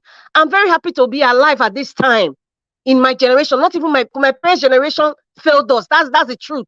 They know they failed us. So I'm very happy God has now brought somebody, a Joshua, to say, okay, you know what? Come and save my people. I have heard your tears. But God has done his part. God has done his part. That's the truth. He has brought someone like Peter Obi. It is not left for us to do the other part. And that's why I always come to say it is not prayers that built the good roads that we are driving. God has given us the intelligence, the engineers, and all that. It's time for implementation. So please, Nigerians, let us keep talking to the judiciary. I don't trust them. And I'm still going to say it, even if that's what they're supposed to do, do the right thing and disqualify this alien in Aso Rock. And please, wherever Peter Obi, the Chief Justice, Ariola, wherever, even if Peter Obi is in his dining room, having dinner or lunch or even breakfast, carry the witnesses, carry the Bible there, swear him in wherever he is. We don't want, at this time, we don't want all those fanfare, Eagle Square, whatever. When you swear him in as the President of the Federal Republic of Nigeria, then we can do the fanfare and the party in Eagle Square right now. Anywhere he is, with immediate alacrity. As soon as the judiciary announced, I'm talking about the Supreme Court, because I know this case is going to go to the Supreme Court. As soon as the Supreme Court has announced that this is the man who won the election and this will be the democratically elected President of the Federal Republic of Nigeria, Peter Obi, and Ahmed Dati as our Vice President, wherever they are, even if they're living, Oh yeah, they should go and start swearing them in immediately. That's what Nigerians need to see. The pain is too much. The pain is too much for even us in diaspora. We're also dealing with inflation as well. In case Nigerians don't know, there's inflation in the West too. So you can imagine, but because of course it's a better system of government, but you can imagine the pressure on us. The pressure on us to send extra money that we normally send to take care of our parents and our siblings. We have to count like three times the amount, and it's still not enough. So it's affecting us one way or the other. So please, Nigeria, let's come together and keep preaching this mantra of the judiciary. Please, please, judiciary, do the right thing. Thank you very much, Mr. Nigeria Watch. Have a good week, everybody. And I pray that this week we will hear a victorious news that Peter the Rockaby is the declared winner. Thank you. Thank you, Madam Rita. May God bless you. Thank you very much for your passionate submission. Always, always, always. I appreciate you. Thank you very much. All right. Let me, Madam Busy Brains, thank you very much if you're still there with us to give us your final submission. I am. What more can I add? What more can I say? Thank you. Thank you, ma. We thank you so much for all that you've done and all that you are doing. But just to God bless say, you. like it's been said numerous times, if you throw stone in a market square, it might meet a family member, your child, somebody very close to you. Somebody will be impacted by that. And that is the case of what is happening in Nigeria right now. They dragged someone, even though he came with a lot of baggage.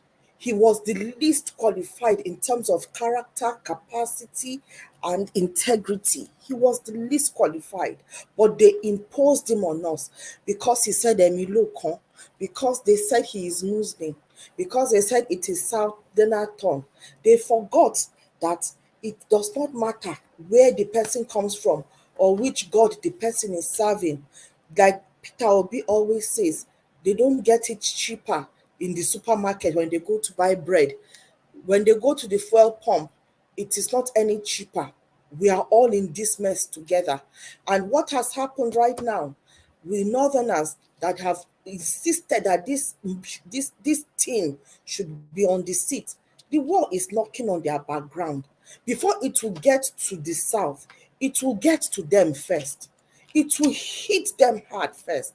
It will displace them, And something that was coming into my mind, you see, the North, the Hausa man is closer to the Nigerian in culture, in the religion that they worship, far closer to them than those of us who are classed as Northerners along with them. Though I vehemently tell you, I am not a Northerner, I'm a Middle Belter. I'm from the central part of Nigeria. My culture is totally different. The culture is totally different language. Yes, I understand Hausa and I speak it. My mother does not speak it. She understands it, but she doesn't speak it. But I understand and I speak it. So it is not everybody. Like just trying to educate everybody that it's not everybody. Benue is classed as northern Nigeria, but they are nothing. Most of them don't even speak Hausa. Most of them, they don't even understand it. You understand? So what am I trying to say? The Oyubo master, the slave master, pulled us together, carved Niger out, or should I say included the far northern part of Nigeria into Nigeria and carved Niger separately. You would wonder, why did they do that? Why did they not put the people with whose culture, way of life is very similar together? Why did they divide them and put them in Nigeria and then made them politically powerful than the rest of Nigeria? That is something that I'll come back with an answer if I'm able to. I had a thought of it, and the answer came, and it's not refined, but it's something that we need to be thinking. You know, we need to think about that. Why? Why? Is it because right from get-go, they already knew that Nigeria is a land of abundance? The mineral resources in Nigeria is what is, amazing, and they needed an entity of people that will hold it down for them. Ah, well, this is still subject for debate. It is not a fine-tuned theory, but it was something that has been, you know, playing up in my mind since this Nigerian thing happened. But on a final note, I would just say Nigerians, the truth is truth. Like Pastor Oyakhilome said, that the only prayer is that we do not get the leader that we deserve. That is the prayer, that God should not give us the leaders that we deserve, because we as people, and the reader touched on it earlier, we as a people are not deserving to have a Peter Obi as our president, who will treat us with the dignity that we deserve and fill our pockets with the naira that we need to give us that comfortable life and give us the peace and security to live that comfortable life without fear of anybody taking it away from us. You see, we as a people are going through this to open our eyes of how wicked we are as a people. Because if it is not wickedness, why did we not open our eyes to the fact that a criminal cannot lead you aright? Because we are also criminals. We condone a criminal because we are thinking, he who lives in a glass house cannot throw stone, because if I call him a thief, me, I'm also a thief. It still doesn't make it any better. Call yourself a thief. Be honest and let yourself know that I'm a thief. Even though this is what I do as a profession, it is wrong, but I'm just managing it. That person is a thief. It is wrong. Wrong is wrong. If we start calling wrong wrong, even though we are participants in that wrong, we should not be comfortable in that wrong. We should challenge ourselves to come out of that wrong to a position where we can say, at last, if I'm able to come out of it, then I'll be able to work with those who are still in it to be able to come out of it. But if we carry an instituted criminal, he is an institution on his own that needs to be studied on, on, on the kind of things that he has done. We carry him and put him there, instituting Nigeria to be a country of criminals. That is what it means. Both you that is not a criminal and the criminals, we will all be criminals because we are being governed by a criminal. What do we expect?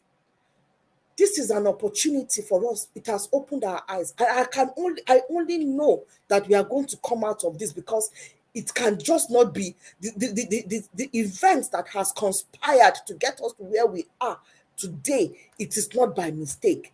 There is an ordained hand, a bigger hand that is at the behind the scenes, orchestrating things, because some few have refused to sit down on their backside and be comfortable with the corruption and every evil that is going on. Some few, like Mr. Elvis, who is out here every day with his bullhorn, louding it to say that wrong is wrong, this is the right thing to do, because of the few. That is why Nigeria will prevail. I have so much faith that all this that is happening is like a movie. Even though one day you wake up, the pain and the hurt of the things that we've been going through, the implication of it sinks in at once, and you feel overwhelmed. How do we get ourselves out of this rut? But it has to get rotten, bad, darker before we can see the light. Peter Obi is coming. Judiciary, I am not, I have no trust where the judiciary is concerned. Every day, or guys, it's not even putting the polls. Every time you put that poll, I am always saying I do not trust them. And I still stand. I do not trust them. I don't trust them. What I trust is the amount of evidence that our lawyers have been able to evidence in courts, have been able to show in court to prove their case that they won. And the fact that the other side, the Olani Pekuns, could not even they could not bring anything. All they can say is strike out, strike out. On what grounds are they asking for the striking out? They did not bring a credible, superior argument to the table. And for that, I know that there is no way they will give us the judgment that we deserve. But the other thing, I'm not blind to the fact that there are unseen forces that will want to influence their decisions, that would want to make it difficult for them, even if they have the good intention to do it. It is those unseen forces that I am how would I put it now? I'm saying to the judges is that do it to the end, even if it costs you everything, because Nigeria will know you as heroes. Thank you so much.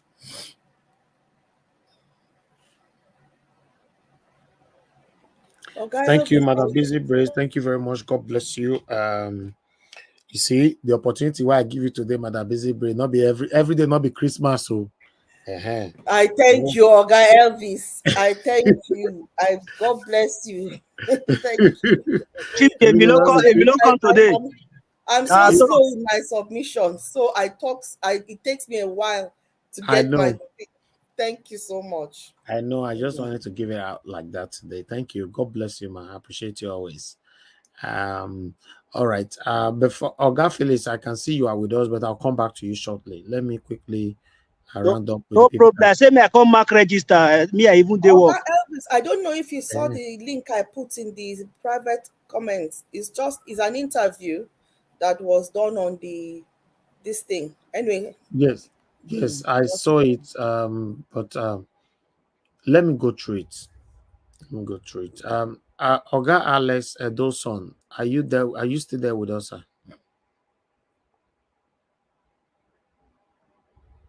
Okay, you're not there right now. Let me move on to Psoft.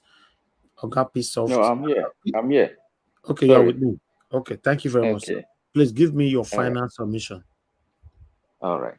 So, yeah, like I just said before, we have hope, and that's what we are holding on to now. Obi is coming, and when he comes, he's going to lead Nigeria and take us to the promised land. But we all have to be ready to make sacrifices, because the damage these people have done to Nigeria is just too enormous. It's too much. So it's going to take the sacrifice of everyone, to build our nation again, because it's a generational failure. Past generations failed. The immediate ones, they are failing. It's now our time. I will even count myself a part of them when we want to think about how old I am now. But I'm working, doing my best to see that my children don't go through what we went through and what these people are taking us through. Nigerians have to be ready for sacrifices, because it's not going to be that easy. A lot of damages have been put on us. We have to be ready to make the sacrifice, but the first step has to be taken, and that is the judiciary giving us a mandate, restoring the right person, and then, because we have so much confidence and trust in this guy, we know definitely that he's going to lead us in the right direction. but the people should be ready to make sacrifices. When I mean sacrifices, in terms of our mindset, our ways of living till this time, how we've been doing things so wrong, but we thought or we think it's just the way. We have to change a lot of things. I know we're going to get there. So I thank you once more for your great job and every other person that is making and working towards a better Nigeria. God bless you all.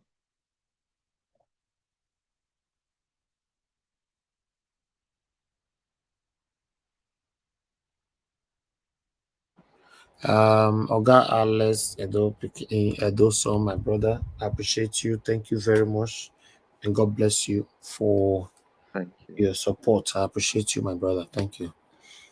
Oga Peaceoft, are you there with us? Yeah, Elvis, thank you very much. Can you hear me clearly? Yes, I can. Yeah, your final submission, sir. Okay, thank you very much, everybody. Thank you, moderator and Busy Brain and every lesson done and everybody on the panel. You see, I'm going to touch on the judiciary. We do know that a lot of stuff's going on from the back end. And we know that you're negotiating, talking about how to deliver justice or judgment. And I like to be very clear on this, that we're not going to accept, me personally, I'm not going to accept any kind of cancellation of election, any statement or judgment of cancellation of election, because the country is going through a lot of difficulties and challenges right now, and the country cannot afford to spend hundreds of billions of naira again to conduct a fresh election when we already know the winner of the election based on the data. And if INEC declares somebody the winner of the election, and then they refuse to give you the results that they used to declare the persons that win the election, that makes it a fraud. That means that INEC themselves they are fraudulent. They are not supposed to be in charge of conducting any further election in Nigeria, pending when a new body is constituted. That's how it's supposed to be, because the system is currently damaged and needs to be fixed. And a research is currently going on around the whole world. And I said this for a very long time, that should maybe January, February, that Nigeria is not exempted from the research that is currently going on around the whole world. And we can see that happening in Niger is a part of the research, because people are resetting their mind, things are happening. I was watching a video today where France troops were on ground in Côte d'Ivoire, and they were conducting stop and search on the citizens of Côte d'Ivoire. That's an invasion. That's an invasion, which means... Yeah, I saw the video, but how is that possible anyway? That is sorry to interject, my brother. That is what I said yesterday, that the Westerners, they are only good in invasion, not yes. That's an invasion of the sovereignty of Côte d'Ivoire. So if by tomorrow the military of Côte d'Ivoire decided to remove the government in power, then the whole world is going to be crying, oh, democracy. What's democratic in that situation where the military, the France military, are doing stop and search on the citizens of the Côte d'Ivoire? What does that mean? That's an invasion, which means France has invaded Côte d'Ivoire by proxy. I can't imagine me driving in Nigeria, the UK military is doing stop and search in my own country, and they're searching me as a citizen of this country. They are not citizens. They are searching me. What does that mean? It means my country has been invaded. That's what it means. So the code of our military, just in case you are listening, you should understand what's going on. And I do believe you also understand, because even that man supposed to, I think that man, the current president is supposed to have left the office. I think he changed the constitution to remain in office. That's a coup also. By changing the constitution to allow him to remain in the office to contest again, that's a coup. And he's the one telling the Nigerian government that, oh, they must go, the ECOWAS, that they will have to go and fight war in Niger, when you already carried out a coup in your own country by changing the constitution to allow you to remain in power beyond the limits. That's a coup. So the Nigerian military, the Nigerian judiciary, understand that we cannot afford to spend more money on election, because I know negotiations going on, and we do not accept that. Allow the winner to be declared. You declare the winner. Compute the result. It's not difficult. Compute the result together. Disqualify Agbado, because he's not even qualified in the first instance, because he's a drug baron. He was not supposed to be even nominated by the APC. For whatever reason, out of all the people in the APC, is Agbado they could produce. That tells you the society. That tells you the agenda of the APC. If of all the people in the APC, is Tinubu they could produce, is Tinubu that could be produced to represent the whole of APC. That tells you that the APC's agenda is a very is a deadly agenda, and they don't mean well for the country. They don't mean well. Even if you're sympathetic with the APC or with Tinubu, are you also sympathetic with the APC to produce such a person, such a candidate, such a character of all the thousands of people they have as members? This is the candidate you could produce. It simply means that good things cannot come out of APC. Good things cannot come out of APC. If this is the candidate you could produce, and look at the vice president, look at the records of the vice president of the APC. Just look at the character. This is madness. This is madness. So judiciary, you just need to understand this. We are watching. Let me send a little message to my brother in Niger, Asari Dokubo. You see, take yourself off this very politics, because this is an international politics that is currently playing. This is not a joke. When I say this, I mean it with all of my heart. This is an international politics that is being playing. What makes you think that Tinubu is going to continue in office? And what makes you think that if Nigeria went ahead to fight Niger, what makes you think that the Nigerians, the Niger, they do not have foreign support? What makes you think so? These are international politics. Stay clear of it. Just keep quiet. Just be looking. Just be looking. If you can't keep quiet, come out and sing music. If you think you can't keep quiet, just come out, sing music, and get back to your house. Just be watching. These are international politics. The game will change in flip. The game will change very soon, so that you won't be rubbish. Because Nigeria is not going to defend you. After all, people are suffering in Nigeria.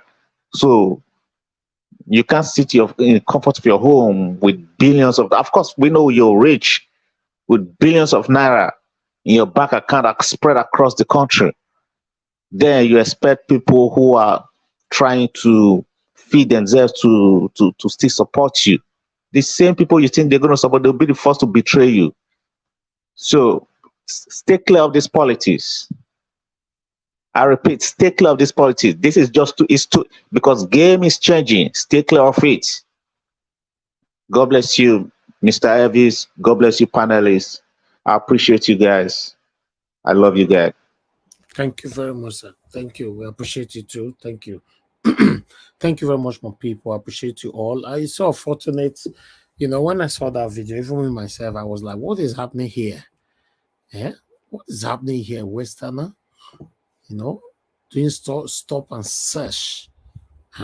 Wow, the way Nigeria they go now, I'm not surprised this might happen in our country if we cannot stop these people right now.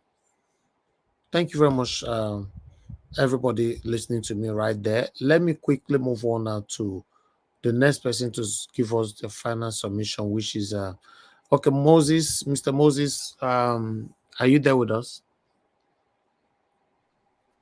Yes. Thank you, Mr. Moses. Good evening to you once again. Please give us your final submission. If you can make that 5 minutes, thank you. Okay. Good evening, sir. What is the difference between this present government system that we are using and the military government? That is what I just want to ask from people. Because me, I did not see the difference. Many people are saying that we should not call. We say when we are saying we want military to take over, they are saying we are saying rubbish. But to me, I did not see the difference. Even the military, it is even better than all these system we are using now. Look at the Burkina Faso, the president. That military guy is saying, he said they should not carry our resources out of the country again. Let them come and build whatsoever refinery, anything they want to build in these days. Let them let them carry out finished product and let them be exporting it out to their own country instead of sending out the natural resources. And that is what I thought is that is very better because it will help our economy. But I was wondering when I saw the news this morning that dollar has reached almost 1,000 naira. Where are we going? Where are we going? Yesterday, when I went out yesterday, I saw everywhere was very silent in the afternoon. I began to ask people, is this how Nigeria, everything have greatly worsened? They are saying, you did not know anything. I said, I did not know anything because I don't used to go out like that. So I hope Nigerians need to wake up. They need to wake up. Silence cannot do it anymore. Because as I'm looking trend of things, people are suffering. People are suffering seriously. And we need to do something to it. Because revolution, this thing will lead to great revolution. In fact, what will happen in Nigeria, maybe they will start killing those leaders. With what I'm seeing. So I don't know what is really happening. I can see that when they said the previous administration have used Nigeria reserve to borrow money from international banks. That each amount of money. Nigeria have finished you. Something bad have happened. I don't even know the way what I want to say. Since money. When I heard that news early in the morning, I don't know what to say. Nigeria have entered recession. Sincerely speaking, let us be realistic. And now we need to rise up. We need to rise up and to make sure that this government is taken out of that seat. Yes, what we will be talking about in another 1 month or 2 months. They said within 2 months now of this administration now, Nigeria it has worsened for Nigeria about 50% or something like that. What that man said. I thought he said 50%. Hello? Yes, he said under Tinubu is more than 50%. Yes, you're right. It's more than 50%.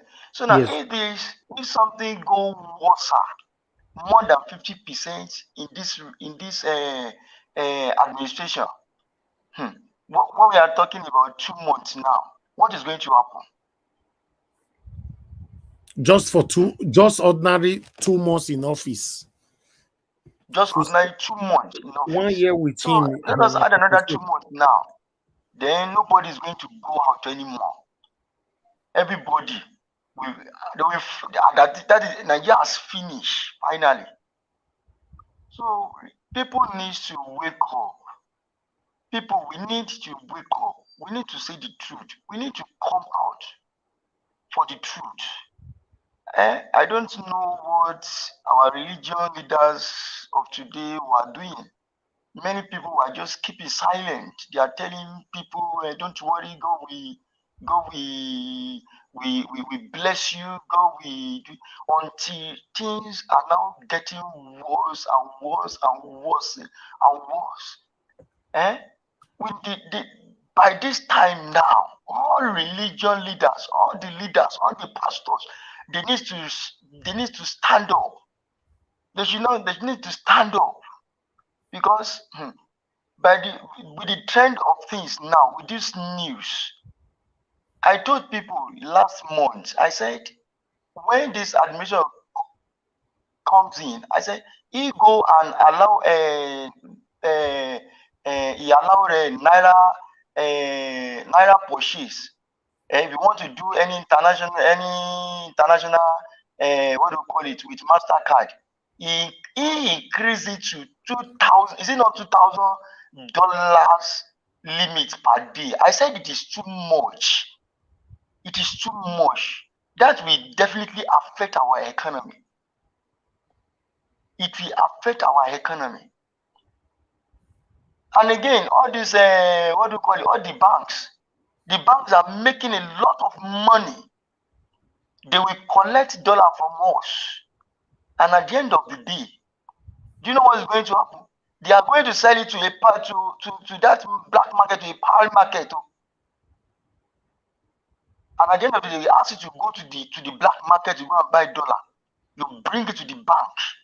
At the end of the day, they too will return it to that black market. They will return it to that black market. So that is what is happening in this country.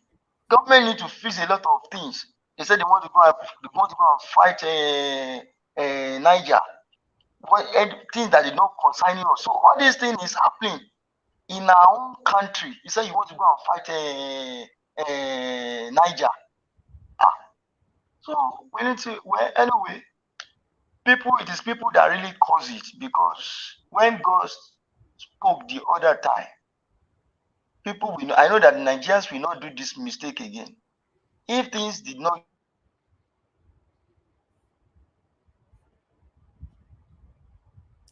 but it is one thing that will make Nigeria to not do this kind of mistake again, and it is this thing that is happening.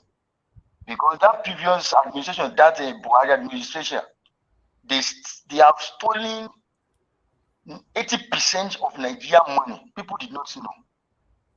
The most corrupt administration is the Buhari administration, and I'm disappointed. This administration, the same thing, the same people, the same people, the same minister that destroyed Buhari's administration, that stole all the money. The same minister, the same thing, is the same thing that Tinubu appointed. So what are we not talking about? So Nigeria will just continue like that. We just continue to be suffering. So people need to wake up and begin to shout. And all these senators, the money they are collecting is too much. The money senators and the House of Representatives are collecting is too much.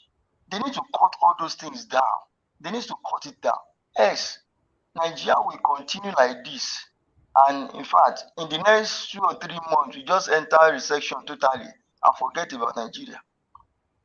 God will bless us. God will have mercy upon us in Jesus' name.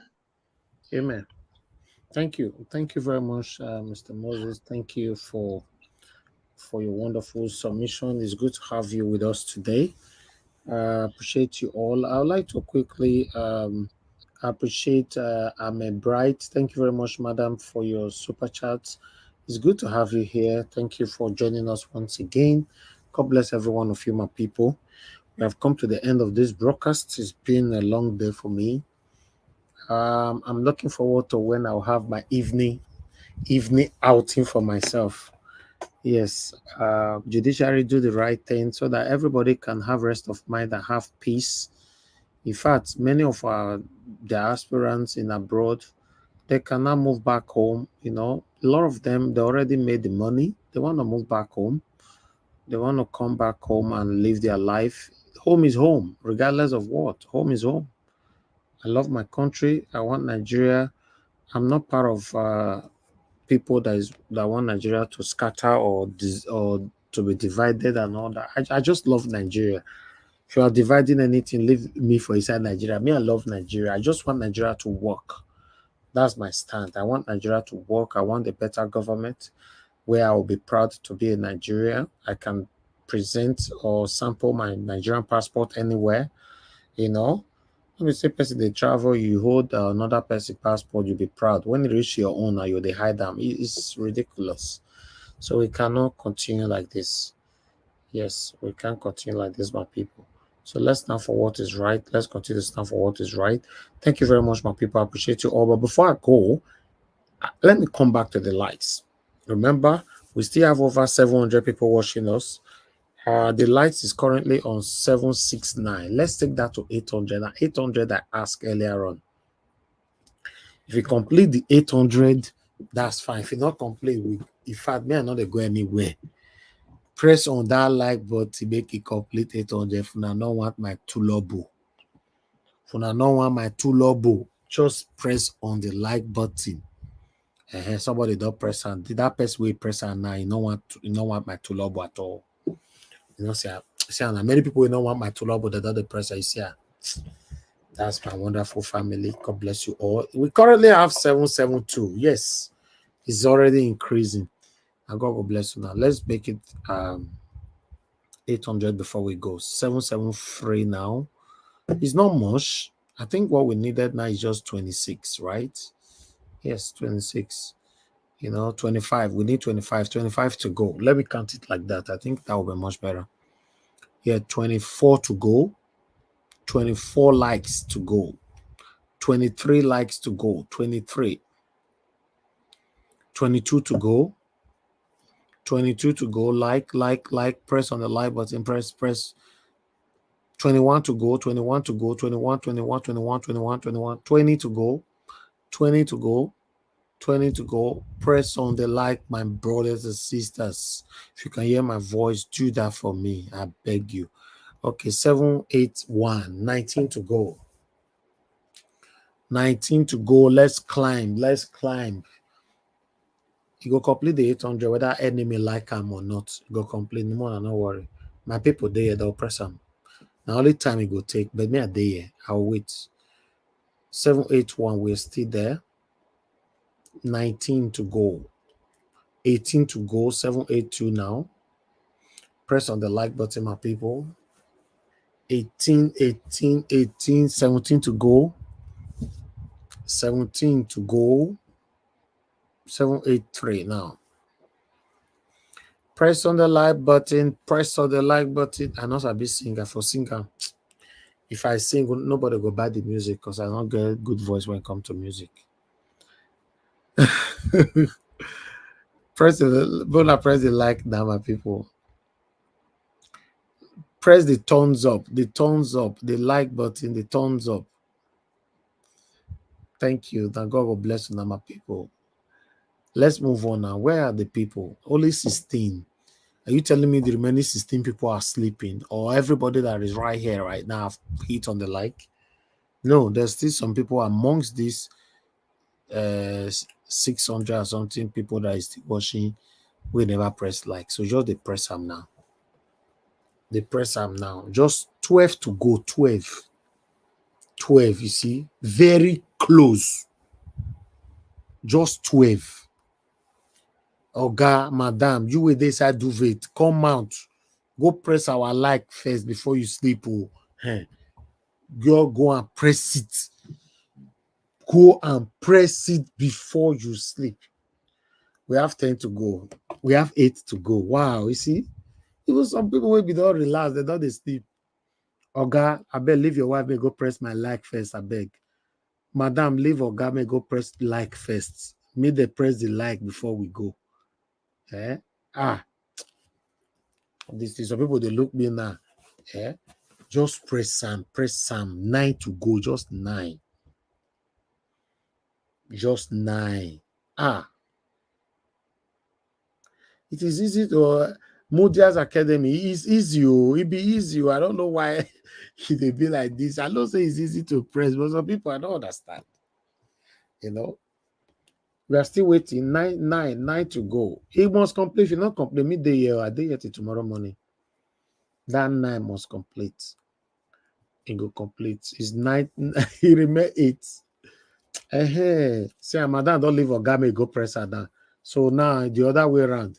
So God, leave madam, go press the like now for YouTube before she come back to you. Press them. Leave them. Now only 8 remain. Oh God, leave them. Press them now. Oh God. Press the like and let's move on. Okay, when I say if you're not complete now, okay, you go come out. Me. I not go call anybody for panel, may they speak. Now hear me go your day. You know, press on the like button before we go. It's very, very important that it must complete.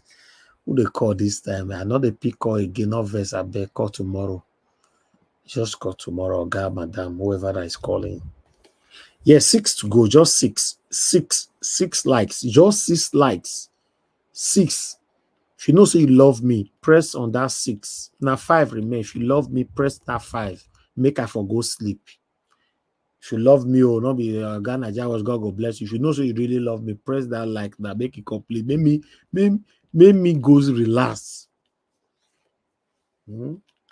So some enemy of progress now go to city say this like now money they all they press. So now you know say we have so many ignorance, so many lunatics. Not be money. Press like me, say YouTube would not recommend this video later. He will go carry and go give people for their doorstep. Say, watch this video. You know, it's recommended. You don't know what recommendation means. Before I was to say, with the beg for likes and the like and money, they don't the likes not be money. Go school. I won't went. I mean, also that this speaker go school. I won't went. I don't know who speak. If I say like who I speak that English that year for one movie. You see, got another one way talk. He says people will say education is expensive. Illiteracy is more expensive. Abi? I don't know how to talk that one. Do your research, bro, and know what the like stands for on YouTube. All right. Thank you. 4 more to go. Just 4. 3 to go. 3 to go. 3 to go. 3 to go. You don't go back to 4 again. Why now? Oh God, madam, now mistake you take press on before because now you be give press, you constantly take them back. Don't worry. Even though you not put them back again, somebody go replace you. Nobody they feel leave vacuum for my life. Don't worry. Now so God talk him. God say anybody where if he say he cannot be replaced, I go replace him for you, my son, my daughter. Nobody, anybody as a human being, including myself, is replaceable. Anybody is replaceable. So don't worry. Not to carry each other. I'm not to carry each other for each others. So people when they join my panel before, some of them don't join me again now because but today you are replaced. So I love you, but I don't have a problem with you. But listen, we get that for our thank you very much. It don't reach 8:05. Then God will bless you. That. Thank you very much, my people. I quick talk this story. Our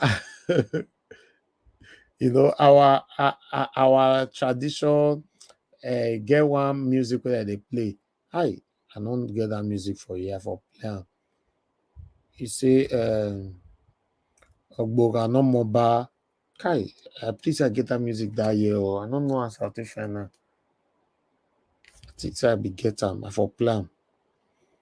Get I for your plan right now, but that Ogboga no moba, that story, I know if you talk am. I know if you talk people will go assist me talk not they panel again.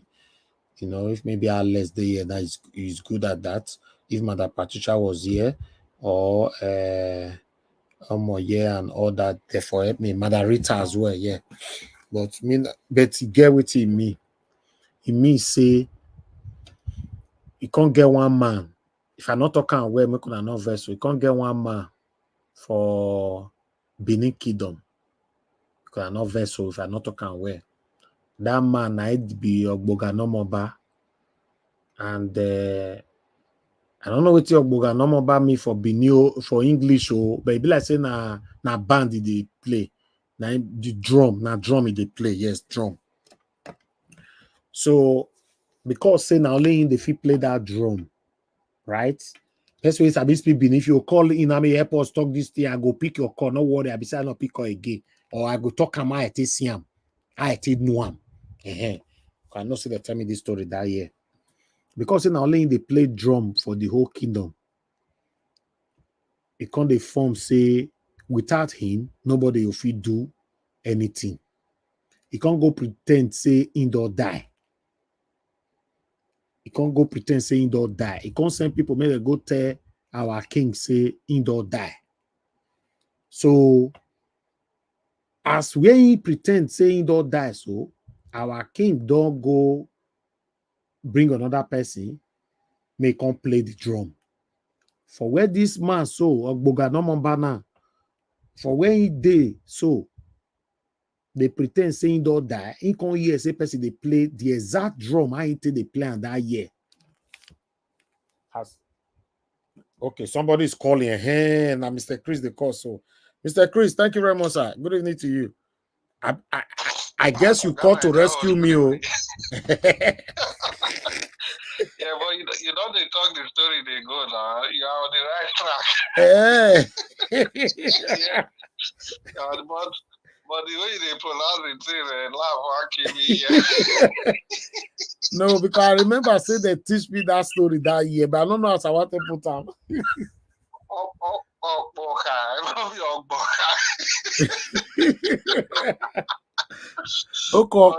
the story, yeah. Now the story, that's what you tell they talk and they go now. The man pretend say he don't die. So okay. They can't go tell Palace. The Palace gave him a befitting burial. Found one. They recognize him, give him fine befitting burial because of the service to the Palace. You know. So as they don't do everything finish now, October one do occasion.